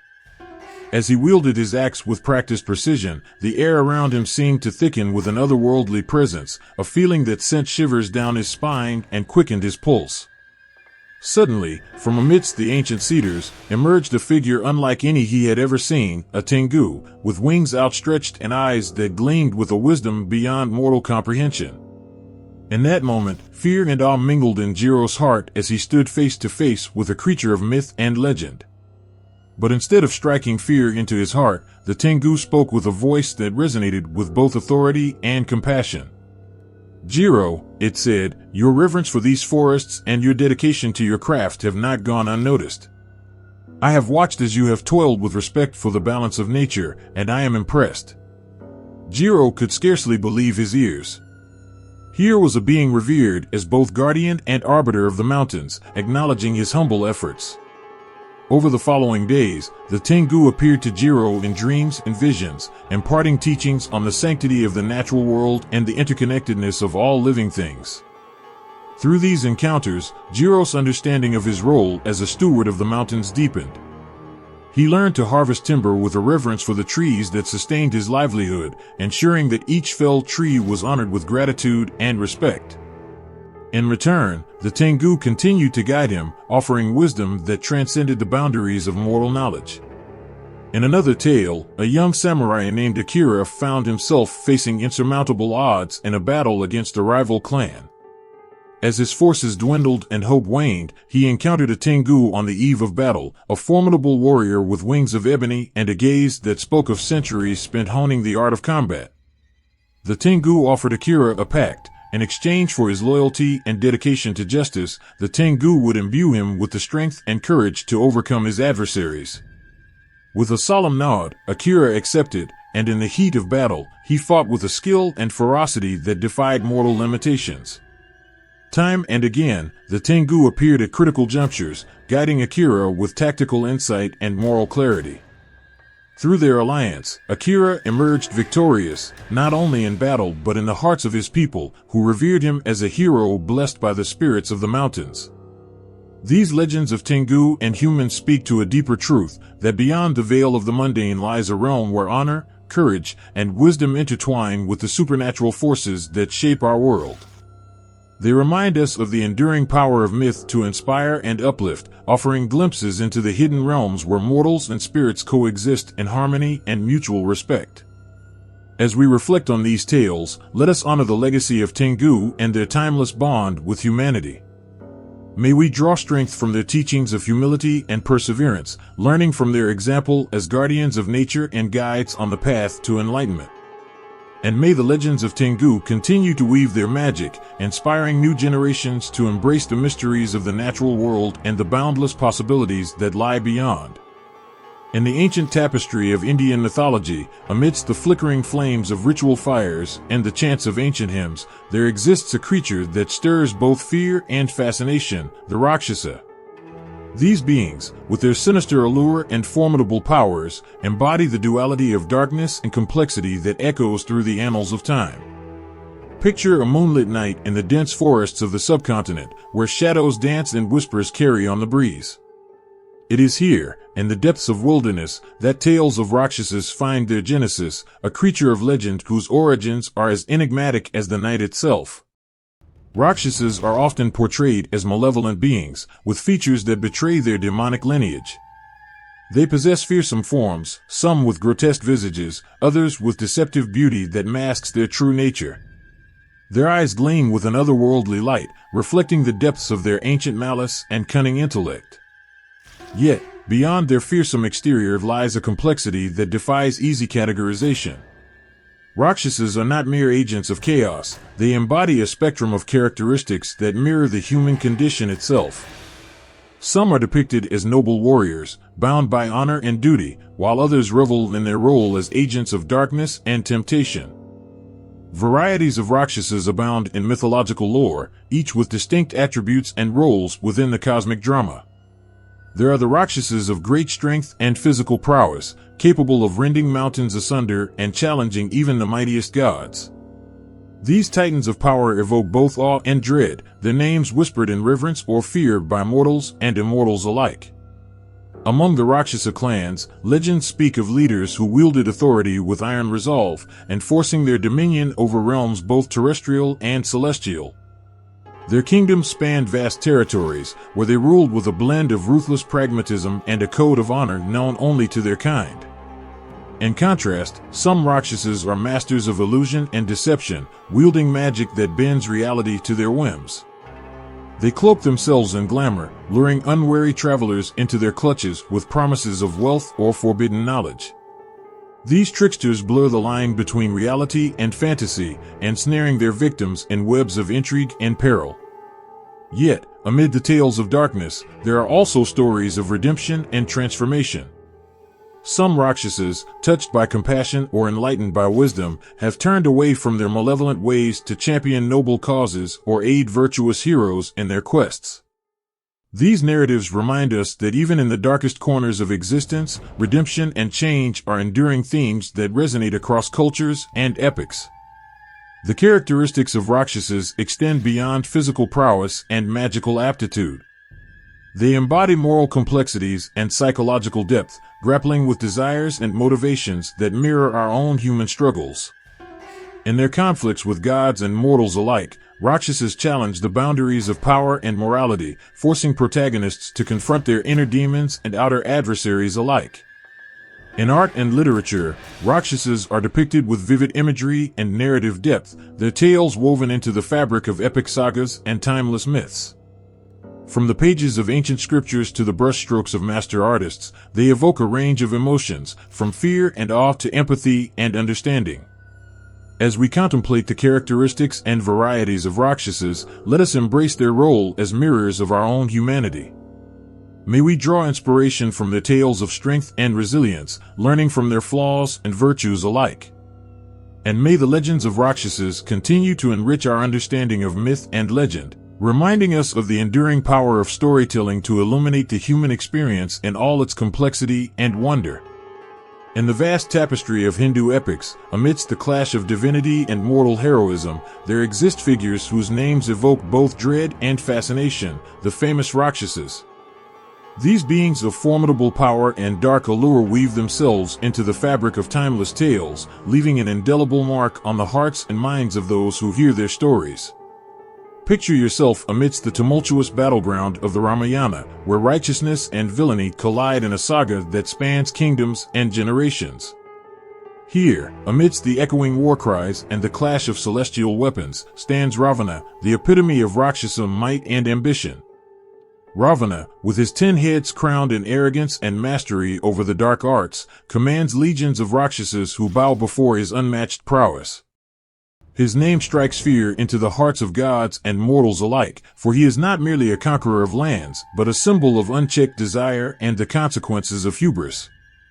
Legend whispers of Ravana's origins, a prince born of great sage Vishrava and the demon princess Kaikisi. From his youth, Ravana's thirst for power and knowledge knew no bounds, leading him to perform penances that earned him boons from the gods themselves. Armed with immortality against lesser beings and a kingdom that stretched to the horizon, Ravana's ambition knew no limits. Yet, amidst his towering strength and unyielding will, Ravana's character is painted with shades of complexity. He is not a mere monster but a ruler of vast intellect and artistic sensibility, a patron of the arts who wields a sword as deftly as he composes verses that stir the soul. His court in Lanka, adorned with opulence and guarded by fearsome Rakshasas, stands as a testament to his might and cultural refinement. However, Ravana's story transcends the mere pursuit of power. It is a tale of love and tragedy, woven into the fabric of destiny itself.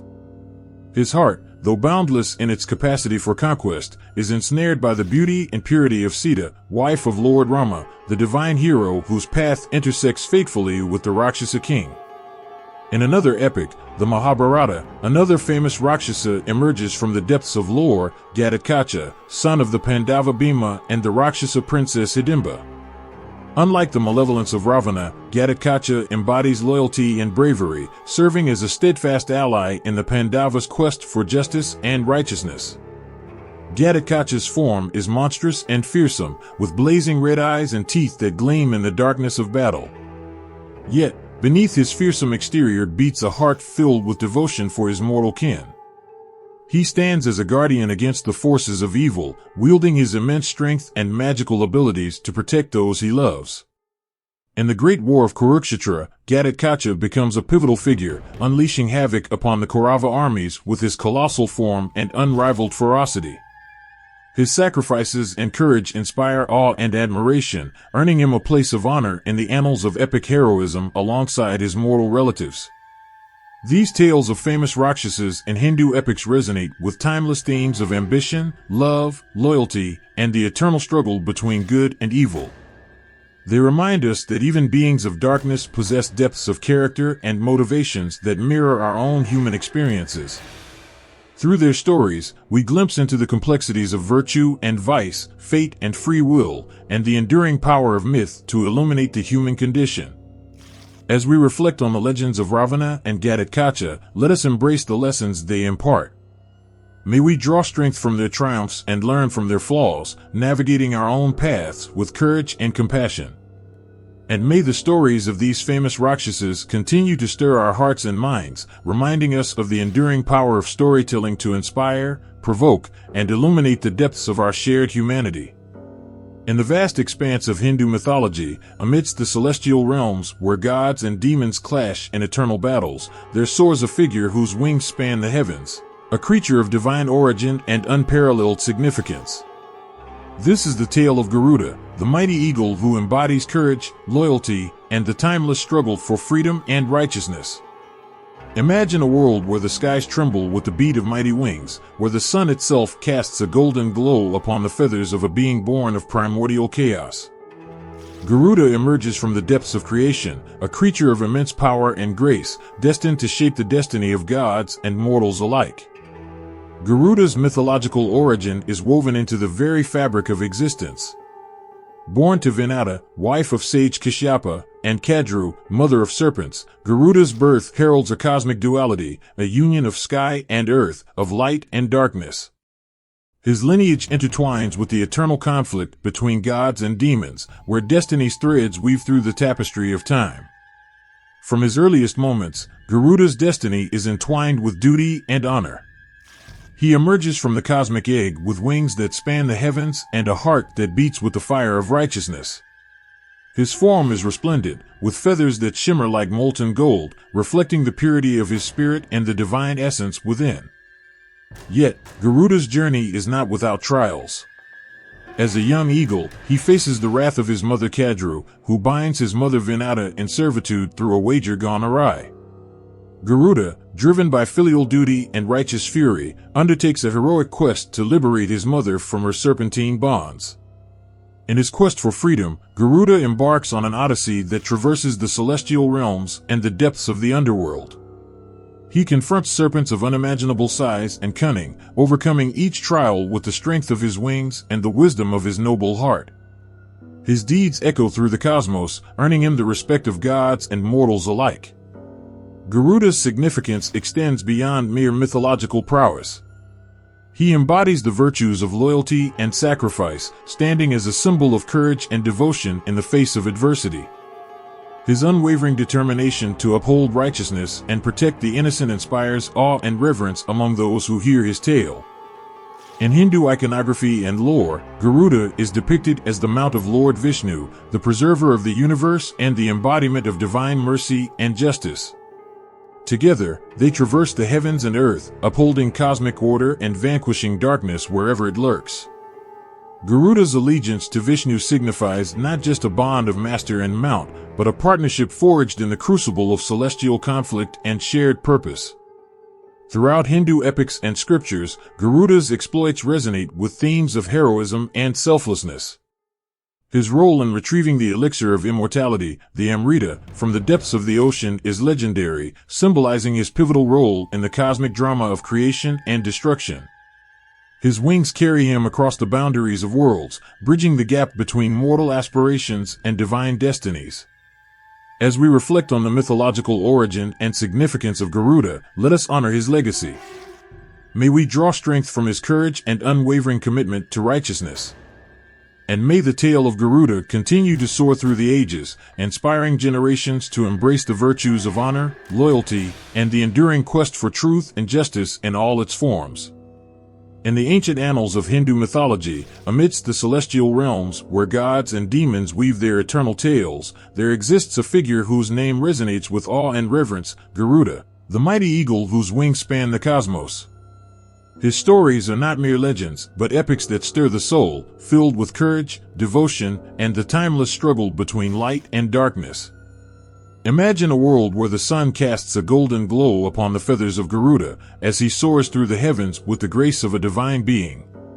His form is resplendent, adorned with feathers that shimmer like molten gold, reflecting the purity of his spirit and the boundless strength within.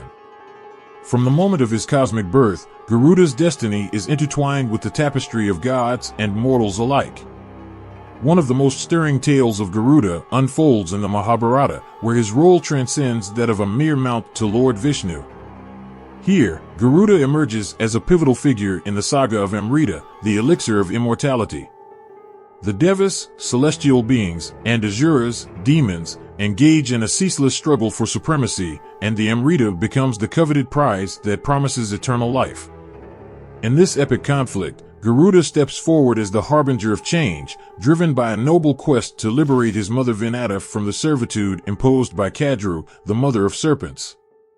His journey takes him to the depths of the ocean, where the Amrita is safeguarded within the coils of the serpent Vasuki. With unyielding determination and unparalleled valor, Garuda seizes the Amrita and ascends to the heavens, overcoming every obstacle with the strength of his wings and the fire of his resolve. The trials of Garuda do not end with the retrieval of the Amrita. His path intersects with that of the Devas and Asuras, who seek to reclaim the elixir from his grasp. Yet, Garuda remains steadfast in his mission, guided by principles of righteousness and duty.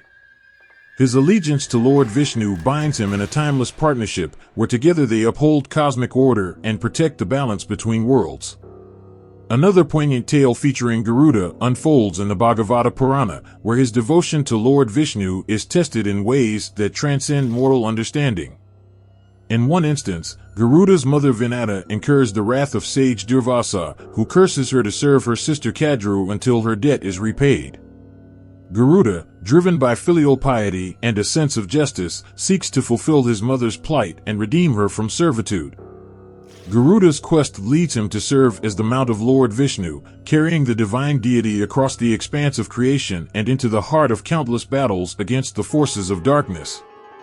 His presence on the battlefield inspires awe and fear among adversaries, for he is not merely a winged creature but a symbol of divine protection and unwavering loyalty. Throughout these stories, Garuda's character evolves from a heroic figure of mythological prowess to a symbol of devotion and selflessness. His actions resonate with themes of sacrifice and courage, embodying the virtues that transcend mortal existence and illuminate the path to spiritual enlightenment. As we reflect on the stories featuring Garuda in Hindu mythology, let us honor his legacy. May we draw inspiration from his unwavering courage and boundless devotion to duty. And may the tales of Garuda continue to echo through the ages, reminding us of the enduring power of myth to elevate the human spirit and illuminate the mysteries of existence. In the midst of ancient Celtic lore, amidst the rolling hills and windswept moors of Ireland, there emerges a figure whose name evokes both fear and admiration, Cuchulainn, the legendary hero of Ulster. His story is etched in the annals of myth and legend, a tale that resonates with the raw power of nature and the indomitable spirit of heroism. Picture a land where the skies echo with the cries of ravens and the wind whispers through ancient oaks. This is the backdrop against which Cuchulainn's mythological background unfolds, a world steeped in magic and mystery, where gods and mortals tread the same path, and destiny weaves its intricate tapestry. Cuchulainn's origins are shrouded in myth and prophecy, foretold long before his birth. Born as Setanta to the warrior king Lugh and the mortal woman Dicton, his early years are marked by signs of his extraordinary destiny. A child of both divine lineage and earthly roots, he embodies the dual nature of heroism, strength tempered by compassion, courage intertwined with vulnerability. His transformation into Cuchulainn, the Hound of Ulster, unfolds through a series of trials and tribulations. In his youth, he trains under the renowned warrior Scathach, whose otherworldly fortress on the Isle of Skye becomes the crucible of his martial prowess. There, amidst the crashing waves and swirling mists, Cuchulainn hones his skills in combat and magic, mastering the arts of war under the tutelage of a formidable mistress. But it is not merely physical prowess that defines Cuchulainn.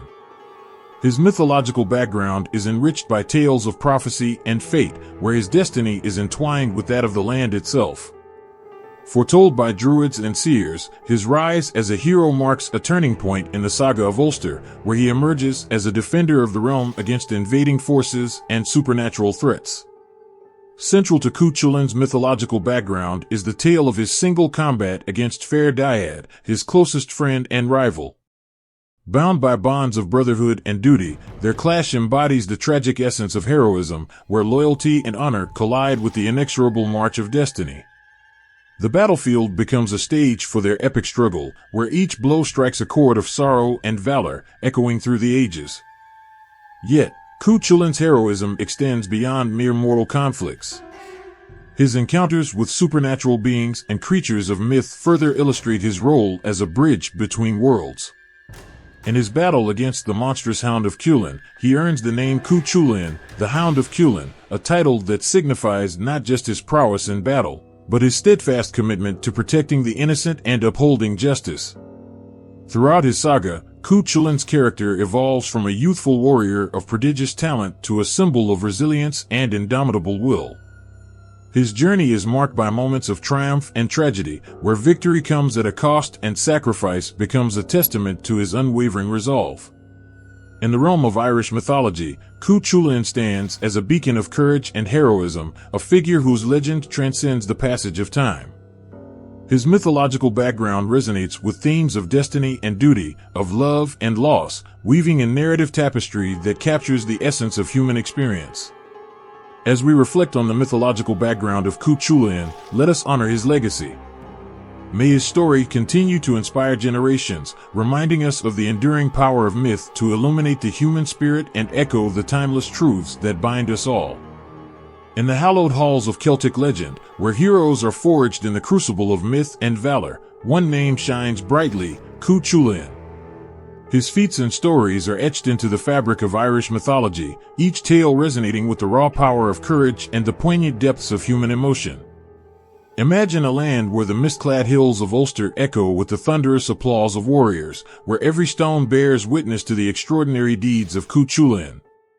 From his earliest exploits to his legendary feats, his journey unfolds like a tapestry woven with threads of heroism and heartache, capturing the essence of what it means to be a true champion. Cuchulain's feats are as numerous as the stars in the night sky, each one a testament to his unmatched prowess and indomitable spirit. Among the most renowned is his single-handed defense of Ulster during the cattle raid of Cooley. When Queen Medb of Connacht sought to claim the brown bull of Cooley, Cuchulain stood as the bulwark against her army, invoking the ancient Hayas taboo that bound him to defend Ulster alone. On the plains of Cooley, amidst the clash of spears and the thunder of hooves, Cuchulain faced overwhelming odds with steadfast resolve. His battle frenzy, known as the Ryastrad, transformed him into a formidable force of nature, a whirlwind of ferocity that struck fear into the hearts of his enemies. With each swing of his sword and hurl of his spear, he defended his homeland with unmatched valor, embodying the very spirit of defiance against tyranny. But Cuchulain's feats extend beyond the battlefield to realms where myth and magic intertwine. In one stirring tale, he encounters the warrior woman Scathach on the Isle of Skye, where he seeks to learn the arts of combat from the legendary Mistress of War. Under her tutelage, Cuchulain undergoes trials that test not only his physical strength, but also his resilience and cunning. His victory over the fierce warrior Aif, Scathach's rival and sister, showcases his prowess as a warrior who transcends mortal limits. Yet, it is not only in warfare that Cuchulain's feats shine. His compassion and sense of justice are exemplified in his encounters with the supernatural. In the tale of the sickbed of Cuchulain, he honors his promise to protect the innocent by standing guard over a dying boy. For 3 days and nights, he holds off the armies of Connacht, ensuring the boy's peaceful passing, a testament to his unwavering sense of duty and empathy. Another poignant story involves Cuchulain's tragic encounter with his own son, Camla. Bound by fate and honor, they face each other on the battlefield without recognizing their kinship. In their duel, Cuchulain inadvertently slays Camla, a heartbreaking moment that underscores the complexities of heroism and the sacrifices demanded by destiny. Throughout these tales, Cuchulain's character evolves from a youthful prodigy to a symbol of resilience and honor. His deeds resonate with themes of loyalty, sacrifice, and the inexorable march of destiny. Whether facing gods or mortals, demons or destiny, he embodies the ideals of heroism that transcend time and culture. As we reflect on the feats and stories involving Cuchulain, let us honor his legacy. May his courage and compassion continue to inspire generations, reminding us of the enduring power of myth to illuminate the human spirit and celebrate the triumphs and tragedies that shape our collective journey. In the quiet, mist-shrouded coves of the North Atlantic, where the crashing waves sing lullabies to the rocky shores, there exists a tale that stirs the soul, a tale of Selkies, those elusive beings who bridge the realms of land and sea with ethereal grace and haunting beauty. Picture yourself standing on a windswept cliff, the salt-laden air tingling on your skin as you gaze out over the restless ocean. It is here, amidst the ebb and flow of the tide, that the folklore of Selkies begins, a tale of enchantment and longing that tugs at the heartstrings. Legend has it that Selkies are seals by day, their sleek forms gliding effortlessly through the icy waters, hunting fish with a grace that echoes the dance of the waves.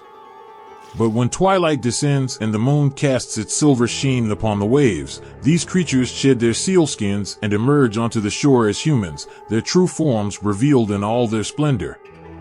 Imagine witnessing this transformation, a creature of the sea casting aside its pelt to reveal a figure of unearthly beauty, with hair the color of storm clouds and eyes that shimmer like the depths of the ocean itself. It is said that Selkies possess an otherworldly allure, drawing mortals into their world with a mesmerizing gaze and a haunting melody that echoes in the stillness of the night. Yet, the folklore of Selkies is not merely one of beauty and enchantment, it is also steeped in profound sadness and longing. For it is believed that Selkies are bound by the sea, forever torn between two worlds.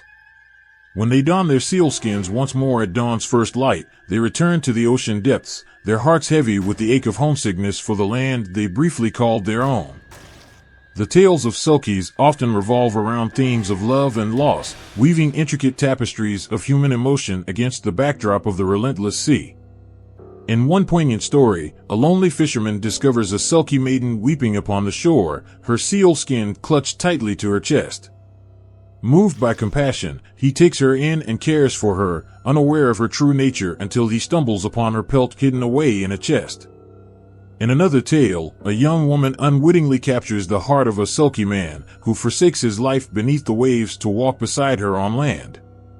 Their love is a fragile thing, bound by the ever-present specter of the sea's call. When the Selkie's longing becomes too great to bear, he must return to the ocean, leaving his beloved behind with only memories and the echo of his haunting song. The folklore surrounding Selkies is also rife with themes of transformation and redemption. It is said that those who steal a Selkie's skin hold power over them, forcing them into a life of captivity on land. Yet, if a Selkie can reclaim their pelt and return to the sea, they regain their freedom and their true selves once more, a testament to the resilience of the human spirit and the enduring bond between land and sea. As you ponder the folklore of Selkies, let yourself be swept away by the raw emotion and timeless beauty of their stories. Feel the ache of longing in their hearts, the yearning for a home that exists both beneath the waves and upon the rugged shores. And remember, amidst the vastness of the ocean and the fleeting moments of twilight, there are whispers of Selkies who continue to captivate and enchant, their tales echoing through the ages like the haunting melody of the sea. Imagine a world where the boundary between reality and myth is as fluid as the ebb and flow of the tide, where tales of enchantment and transformation weave through the fabric of cultural heritage. In the misty realms of the North Atlantic, amidst the rugged shores and swirling mists, there exists a folklore that speaks of creatures who embody the delicate balance between land and sea, the Selkies. At the heart of Selkie lore lies the profound theme of transformation, a theme that resonates deeply with the human experience of change and adaptation. These mythical beings, known for their ability to shift between the form of seals and humans, symbolize the fluidity of identity and the eternal dance between the elements. The transformation myths surrounding Selkies are as diverse and haunting as the sea itself. In one variation of the tale, it is said that Selkies are born of the union between a human and a seal, their dual nature a testament to the union of two worlds. From birth, they possess the innate ability to slip effortlessly between the realms of water and land, embodying the duality of existence with grace and mystery. In another rendition, Selkies are portrayed as guardians of the ocean's secrets, their shimmering forms gliding through the depths with a wisdom that surpasses mortal understanding. When they emerge from the sea and shed their sealskins, they take on the guise of humans, blending seamlessly into coastal communities with an otherworldly allure that captivates all who encounter them. The cultural significance of Selkies extends far beyond mere myth and legend. It speaks to the human longing for connection and belonging, as well as the profound bond between humanity and the natural world. For centuries, coastal communities have shared stories of Selkies as protectors of the sea, guardians who ensure the abundance of fish and the safety of sailors amidst the tempestuous waters. Yet, alongside their benevolent role, Selkies also embody themes of loss and longing. It is said that those who capture a Selkie sealskin hold power over them, binding them to a life on land and severing their connection to the sea. In these tales, the Selkie's transformation becomes a poignant metaphor for captivity and the yearning for freedom, a theme that resonates deeply with the universal human experience of longing for what is lost. The myths surrounding Selkies also explore themes of love and sacrifice, often intertwining with tales of mortal human relationships that defy the boundaries of species. In these stories, Selkies are portrayed as creatures of immense beauty and allure, capable of inspiring both desire and devotion in those who encounter them. Yet, their elusive nature and connection to the sea ensure that their love is always tinged with sadness, as they must ultimately return to their true home beneath the waves. In contemporary culture, Selkies continue to capture the imagination, their stories retold in literature, art, and film with a reverence that honors their timeless appeal. Through these mediums, the transformation myths of Selkies continue to resonate with audiences around the world, inviting them to ponder the delicate balance between reality and fantasy, human and animal, and the eternal dance of transformation that defines the human experience. As you contemplate the cultural significance of Selkies, let yourself be swept away by the haunting beauty of their transformation myths. Feel the tug of the ocean's pull and the yearning for connection that binds Selkies to both land and sea. In their tales, discover a reflection of our own journey through life, a journey marked by change, adaptation, and the eternal quest for meaning in the ever-changing tides of existence. In the heart of West African folklore dances a figure both cunning and charming, a spinner of tales and weaver of mischief, a creature whose laughter echoes through the ages. This figure is Anansi, the trickster spider, whose tales captivate and entertain with their blend of wit, wisdom, and the unexpected. Anansi's trickster tales are as varied and vibrant as the cultures that cherish them, each story a thread in the intricate web of oral tradition passed down through generations. Imagine sitting by a crackling fire under a starlit sky, the air thick with anticipation as elders weave the tales of Anansi's exploits, each narrative carrying the weight of tradition and the promise of laughter. In these tales, Anansi is not merely a spider but a complex character, a shapeshifter whose cunning knows no bounds. He navigates the world with equal parts mischief and charm, outwitting foes and befriending allies with his quick wit and clever schemes. From the bustling markets of Ghana to the quiet villages of the Caribbean, Anansi's tales traverse continents, each version adding a unique flavor to his timeless antics. One of the most beloved stories is Anansi and the Sky God, a tale of audacity and ingenuity. In this story, Anansi, ever hungry for power and recognition, hatches a plan to secure all the stories of the world for himself. He sets out on a quest to capture Niam, the sky god stories, knowing that whoever possesses them holds the key to ultimate knowledge and influence. Through a series of clever tricks and daring feats, Anansi manages to trick Niam into granting him ownership of the stories. Using his wit and charm, he outsmarts the sky god's sons, who guard the stories in 3 magical boxes. Anansi's victory is not just a triumph of cunning over power but a celebration of the underdog's ability to outmaneuver even the mightiest adversaries through sheer wit and determination. Yet, Anansi's tales are not just about trickery, they carry profound lessons about human nature, morality, and the consequences of our actions. In another famous story, Anansi and the Pot of Wisdom, the spider's greed and hubris lead him into a series of misadventures that ultimately teach him the value of humility and selflessness. Anansi's trickster tales also explore themes of justice and comeuppance, where his schemes often backfire, teaching him, and his audience, important lessons about the balance of power and the consequences of deceit.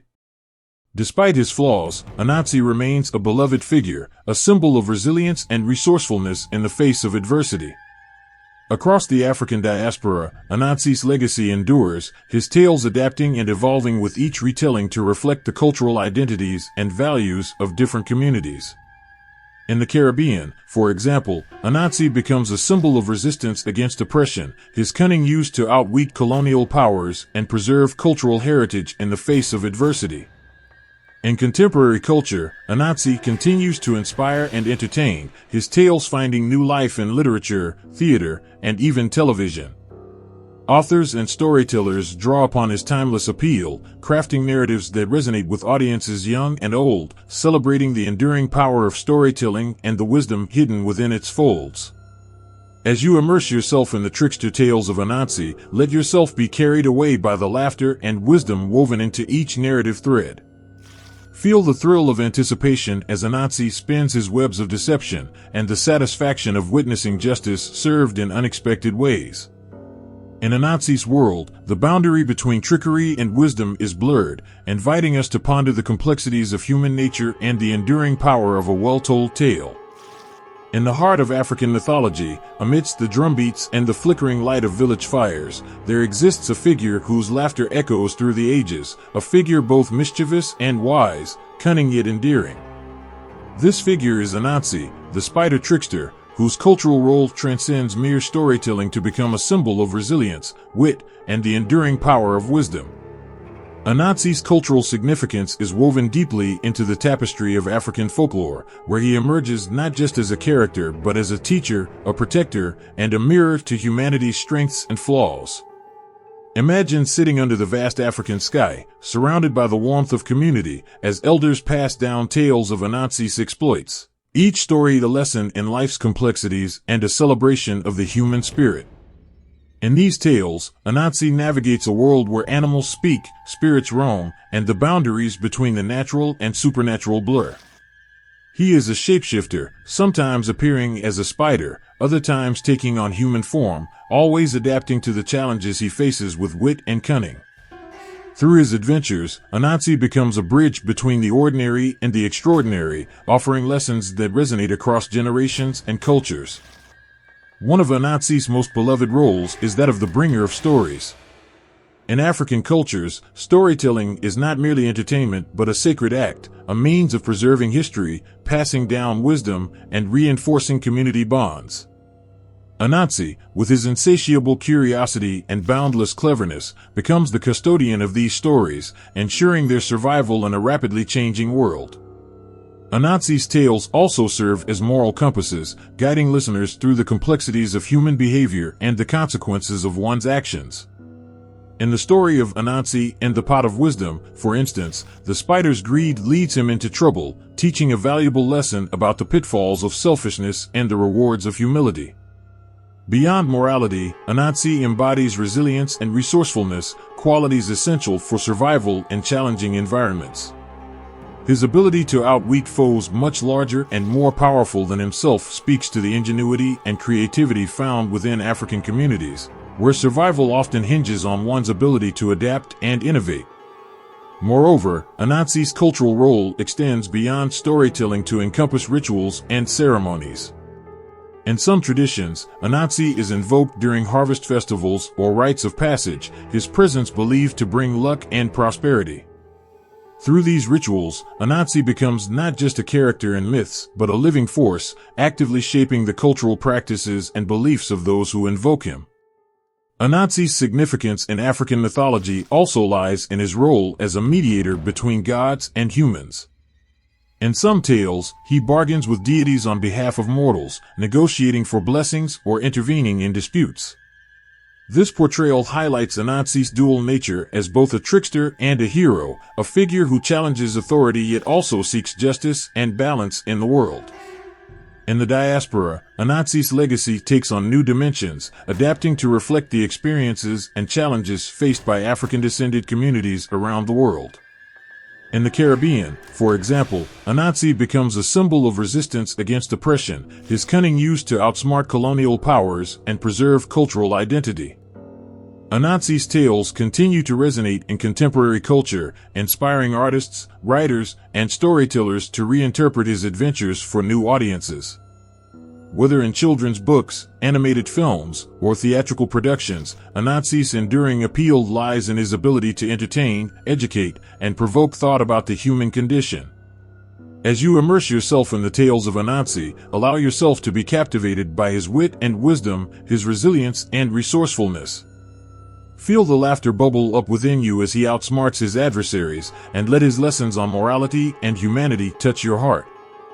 In Anansi, we find not just a spider but a timeless embodiment of the spirit of African mythology, a reminder of the power of storytelling to shape cultures, forge connections, and illuminate the path forward.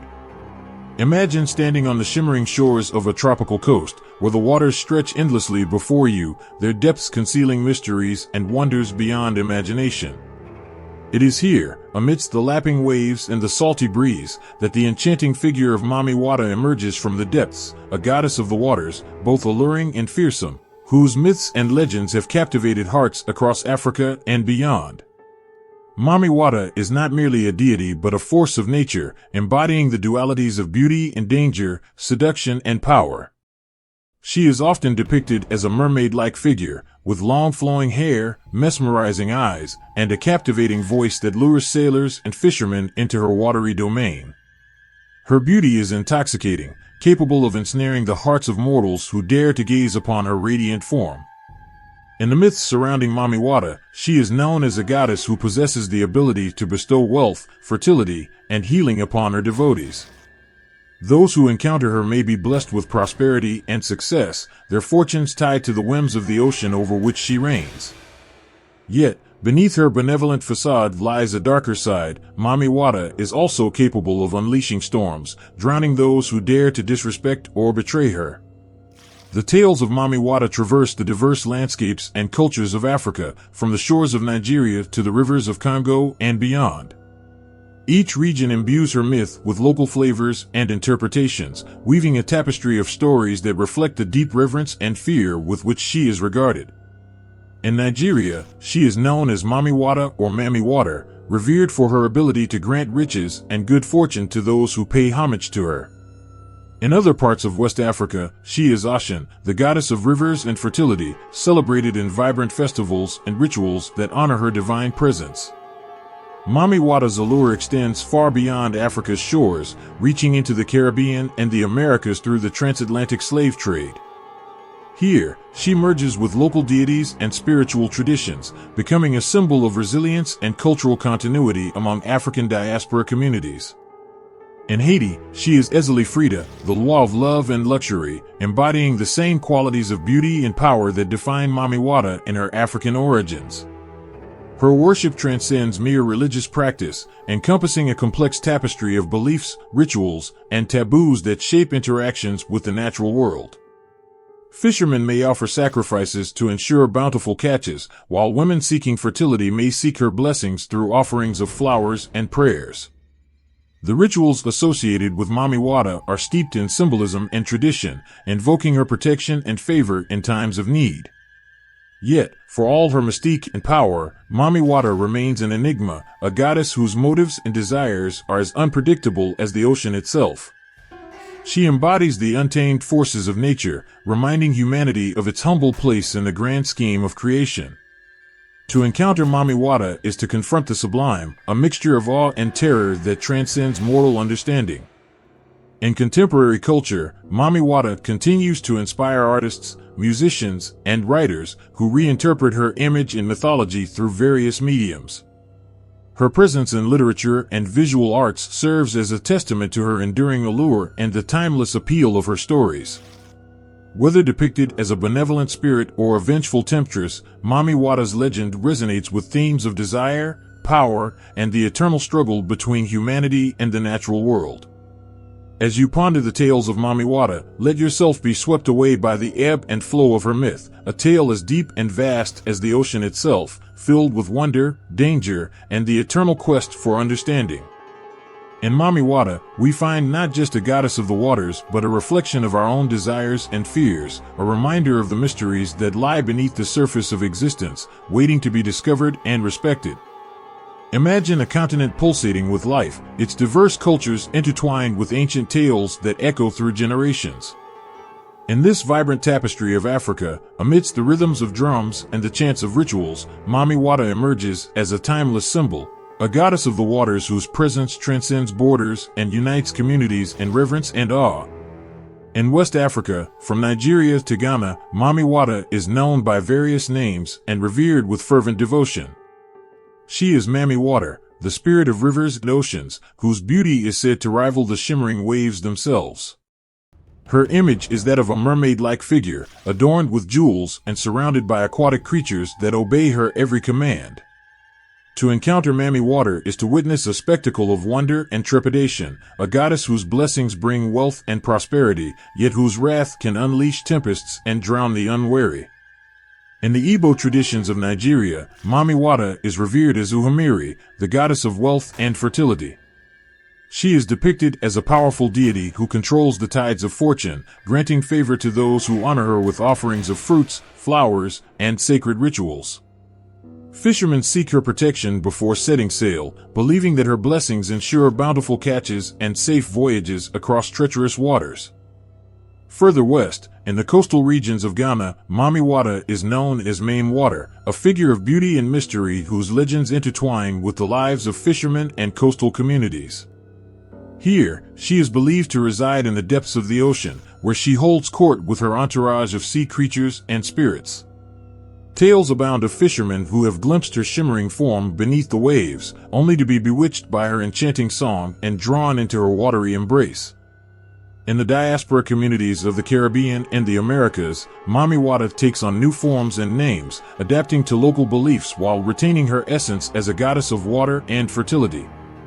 In Haiti, she is Ezeli Frida, the law of love and luxury, whose devotees adorn altars with offerings of perfume, jewelry, and white flowers to invoke her blessings. Her presence in voodoo ceremonies is marked by dance and song, as believers seek her guidance and protection in matters of the heart and material wealth. Across Africa, Mami Wata's representations vary, reflecting the cultural diversity and rich tapestry of belief systems that have evolved over centuries. In the Congo Basin, she is known as Mamba Muntu, a powerful water spirit associated with healing and transformation. Here, rituals dedicated to Mamba Muntu involve elaborate ceremonies where participants invoke her spirit through song, dance, and offerings of food and drink. In southern Africa, among the Zulu and Xhosa peoples, Mami Wata is known as Namkubulwane, the goddess of rain, rivers, and fertility. Her mythological role is intertwined with the natural world, where she is believed to control the cycle of seasons and ensure the abundance of crops and livestock. Offerings to Namkubulwane include beads, shells, and traditional herbs, symbolizing the connection between human prosperity and the blessings of the natural world.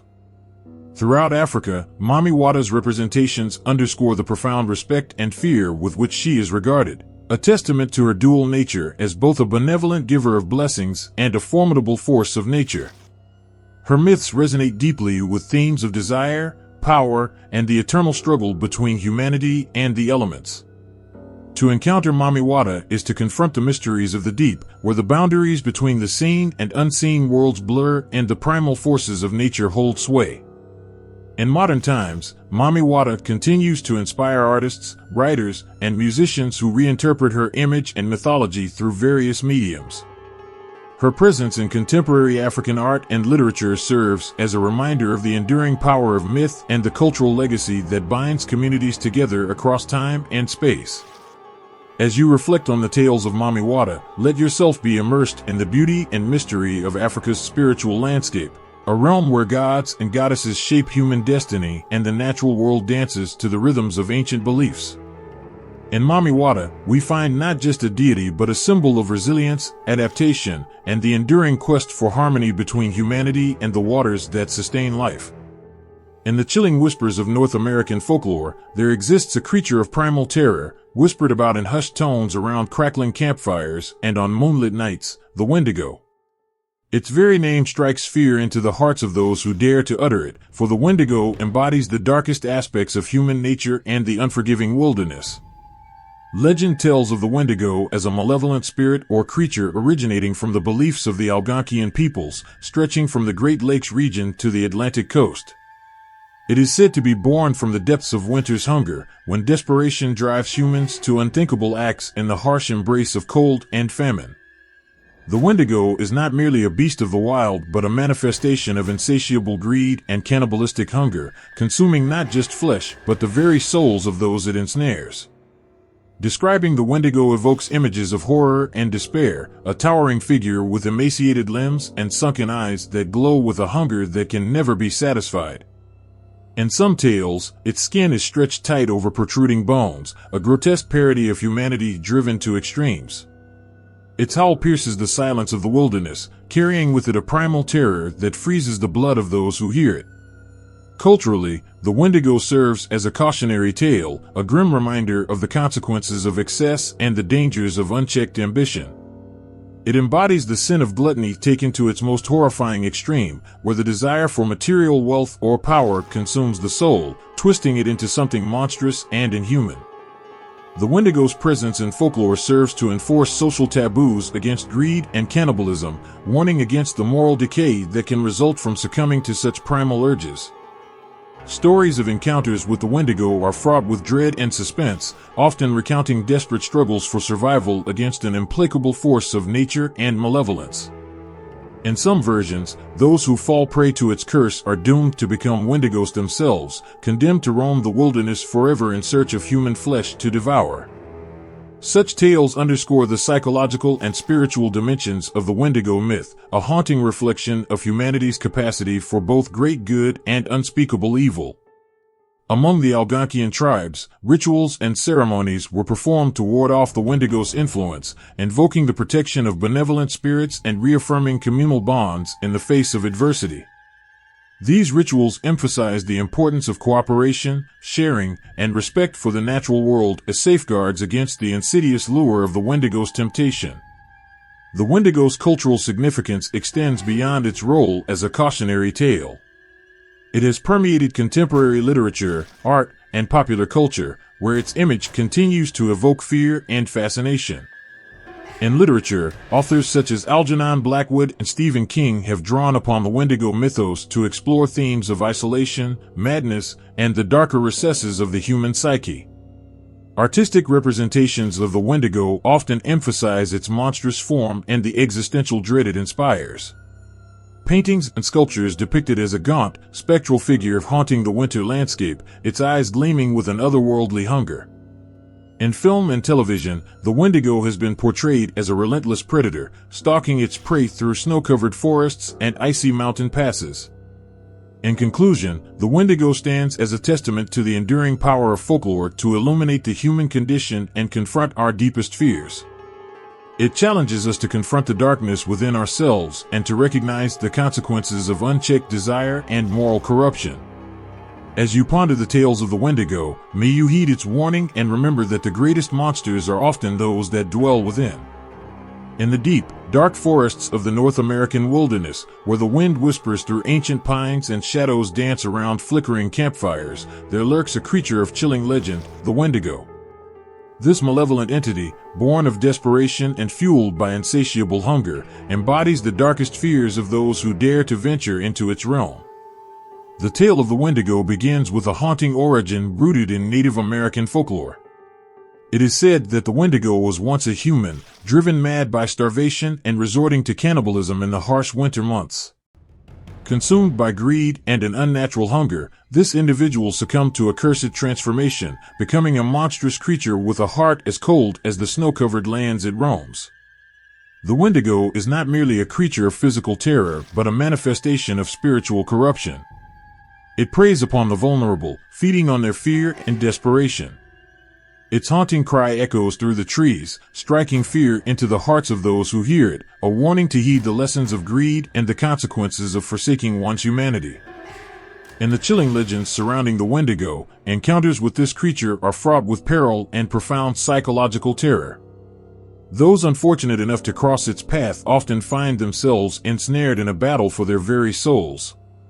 The Wendigo is relentless in its pursuit, stalking its prey with an otherworldly persistence that defies reason. Stories of the Wendigo are intertwined with cautionary tales passed down through generations. They serve as reminders of the importance of respect for nature, the dangers of unchecked greed, and the fragility of the human spirit in the face of overwhelming adversity.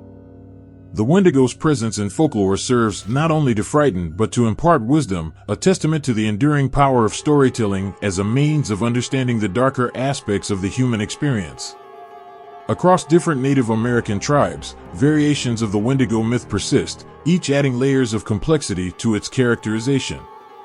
Some depict the Wendigo as a towering, skeletal figure with sunken eyes and antlers, while others describe it as a shape-shifting spirit that can possess unwitting victims.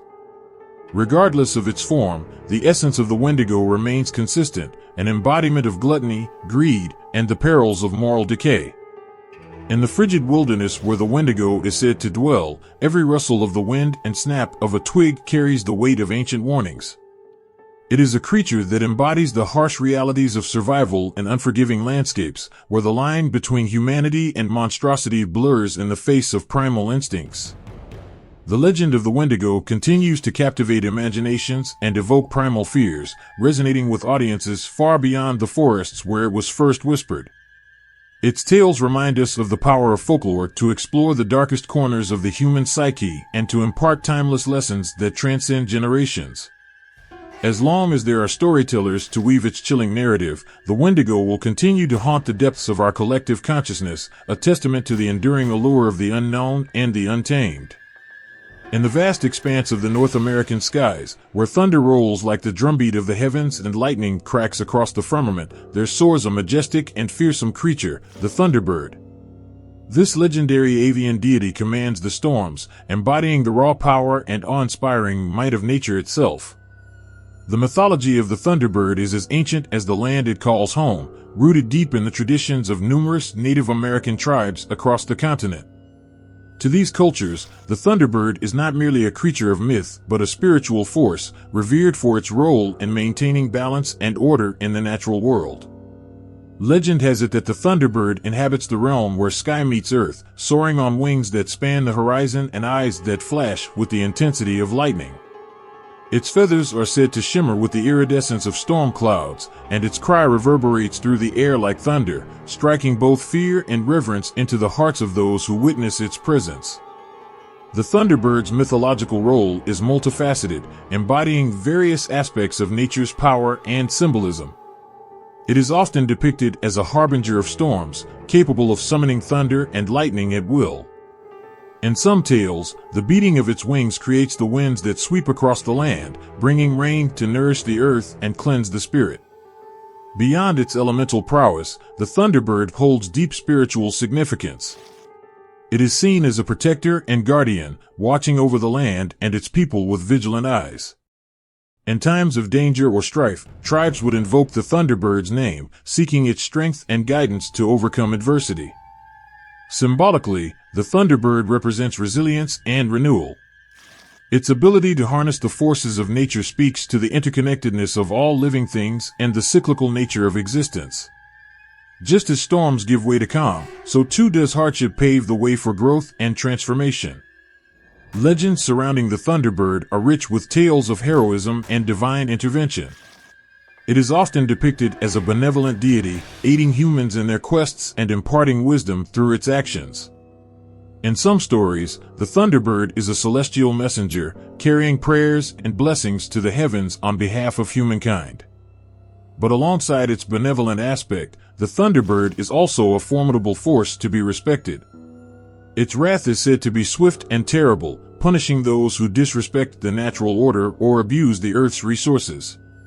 Tales of encounters with the Thunderbird serve as cautionary reminders of the consequences of hubris and the importance of humility in the face of nature's power. Across different Native American traditions, the Thunderbird's imagery and significance vary, reflecting the diverse landscapes and cultural beliefs of each tribe. In some regions, it is associated with specific geographical features such as mountains or lakes, believed to be the Thunderbird's earthly domains. In others, it is celebrated in ceremonial dances and rituals that honor its role as a guardian spirit. The Thunderbird's legacy extends beyond myth and folklore, influencing art, literature, and modern interpretations of Native American culture. Its image is emblazoned on totems, woven into intricate beadwork, and depicted in vibrant paintings that capture its majesty and mystique. Each representation serves to keep the Thunderbird's memory alive, ensuring that its stories continue to inspire and educate future generations. In the hearts and minds of those who cherish its tales, the Thunderbird remains a symbol of reverence and wonder, a reminder of the enduring power of nature and the interconnectedness of all living things. Its presence in Native American mythology serves as a testament to the profound relationship between humans and the natural world, weaving together the threads of spirituality, tradition, and respect for the earth. As the thunder rolls and the lightning dances across the sky, the legend of the Thunderbird lives on, etched into the fabric of Native American heritage and shared with a world captivated by its timeless and transcendent beauty. Imagine standing on the edge of a vast, rolling prairie, the sky stretching endlessly above you. In the distance, thunder rumbles and dark clouds gather, heralding the approach of a storm. It is in moments like these that the ancient tales of the Thunderbird come alive, echoing through the traditions and beliefs of Native American cultures across the land. The Thunderbird, a creature of myth and legend, holds a special place in the rich tapestry of Native American folklore. Revered as a powerful deity and symbol of nature's might, the Thunderbird transcends mere superstition to embody the spiritual essence of the natural world. In Native American cultures, the Thunderbird is often portrayed as a colossal bird, its wings spanning the breadth of the sky and its eyes flashing with the intensity of lightning. Its feathers glisten with the iridescence of storm clouds, and its cry reverberates like thunder, shaking the earth with each beat of its wings. Among the tribes of the Great Plains, the Thunderbird is viewed as a celestial being, capable of controlling the elements and bringing rain to nourish the land. It is said to dwell in the highest reaches of the sky, where it watches over the earth and its inhabitants with benevolent vigilance. For the Lakota people, the Thunderbird is known as Wakinyan, a sacred spirit associated with thunderstorms and the power of renewal. According to their beliefs, Wakinyan's wings create the thunder, and its eyes emit bolts of lightning to illuminate the darkness. It is both feared and respected for its ability to bring life-giving rain and cleanse the land of impurities. In the Pacific Northwest, tribes such as the Hydra and Tlingit have their own interpretations of the Thunderbird, depicting it as a supernatural being with transformative abilities. In their myths, the Thunderbird is often portrayed as a protector of the people, battling malevolent forces and ensuring harmony within the natural world. Among the Ojibwe and other Anishinaabe tribes of the Great Lakes region, the Thunderbird is revered as a guardian spirit associated with thunder and lightning. Its presence in their folklore is intertwined with stories of heroism and divine intervention, where it aids warriors in battle and imparts wisdom through its actions. Throughout Native American folklore, the Thunderbird's cultural representations are diverse and multifaceted, reflecting the unique perspectives and spiritual beliefs of each tribe. Its imagery is woven into ceremonial regalia, painted on totem poles, and carved into intricate designs that adorn traditional artifacts. In ceremonial dances and rituals, such as the potlatch of the Northwest Coast tribes or the sun dance of the Plains tribes, the Thunderbird plays a central role as a symbol of strength, unity, and spiritual connection to the natural world. Through these rituals, tribes honor the Thunderbird's role in maintaining balance and harmony within their communities. The Thunderbird's influence extends beyond mythology into modern Native American art and literature, where its iconic image continues to inspire creativity and cultural expression. Contemporary artists reinterpret the Thunderbird's imagery in paintings, sculptures, and digital art, infusing it with new meanings and interpretations for future generations. In literature, the Thunderbird's presence is felt in stories that explore themes of identity, resilience, and the enduring bond between humans and the natural world. Its mythical attributes serve as metaphors for overcoming adversity and embracing the transformative power of change. As the thunder rolls and the lightning flashes across the sky, the legend of the Thunderbird lives on, resonating with the hearts and minds of Native American communities and captivating the imagination of people around the world. Its enduring legacy as a symbol of nature's power and spiritual wisdom serves as a reminder of the interconnectedness of all living things and the importance of honoring the earth and its gifts. In the quiet moments before a storm, when the air is thick with anticipation and the earth waits in breathless anticipation, remember the Thunderbird, the guardian of the sky, the bringer of rain, and the embodiment of timeless Native American wisdom and spirituality. Imagine a world where shadows hold secrets and the night whispers tales of creatures that defy imagination. In the dim glow of campfires and the hushed corners of ancient libraries, mythological monsters lurk, their legends echoing through the ages. What is it about these fantastical beings that continues to captivate our hearts and minds, drawing us into their realm of wonder and fear? From the towering giants of Greek mythology to the elusive spirits of Japanese folklore, mythological monsters embody humanity's deepest fears and wildest dreams. They are more than mere figments of imagination. They are symbols of the unknown, manifestations of our primal instincts and the mysteries that lie beyond our comprehension. In the tales of ancient Greece, monsters like the fearsome Hydra and the seductive Sirens challenge heroes to face their greatest fears and overcome seemingly insurmountable obstacles. These creatures embody chaos and danger, testing the limits of human courage and resilience. Across the vast expanse of Norse mythology, the monstrous Fenrir wolf and the mighty Jormungandr serpent embody the forces of destruction and renewal. They are harbingers of Ragnarok, the cataclysmic end of the world, yet their presence reminds us of the cyclical nature of life and the inevitability of change. In the folklore of Native American tribes, creatures like the shape-shifting skinwalkers and the enigmatic Wendigo embody the darker aspects of human nature, greed, fear, and the hunger for power. These beings serve as cautionary tales, warning against the consequences of straying from the path of harmony and balance. In East Asian mythology, dragons reign supreme as symbols of wisdom, strength, and imperial power. From the fiery dragons of Chinese lore to the benevolent lung dragons of Vietnamese tradition, these creatures embody the aspirations of emperors and the hopes of a unified nation. The enduring appeal of mythological monsters lies not only in their ability to inspire awe and terror, but also in their capacity to reflect the complexities of the human experience. They embody our deepest desires and darkest fears, offering insights into the moral dilemmas and existential questions that have plagued humanity since the dawn of time. Through their stories, we confront our own vulnerabilities and confront the unknown. We are reminded of the fragility of our existence and the resilience of the human spirit. In the face of adversity, these creatures serve as metaphors for the challenges we must overcome and the triumphs we can achieve. In literature and art, mythological monsters continue to inspire creativity and imagination. They are portrayed in paintings, sculptures, and epic poems, each interpretation offering a new perspective on their timeless appeal. Contemporary storytellers weave their tales into novels and films, reinventing ancient myths for modern audiences and exploring their relevance in today's world. Ultimately, the enduring appeal of mythological monsters lies in their ability to transcend time and culture, resonating with audiences across generations and continents.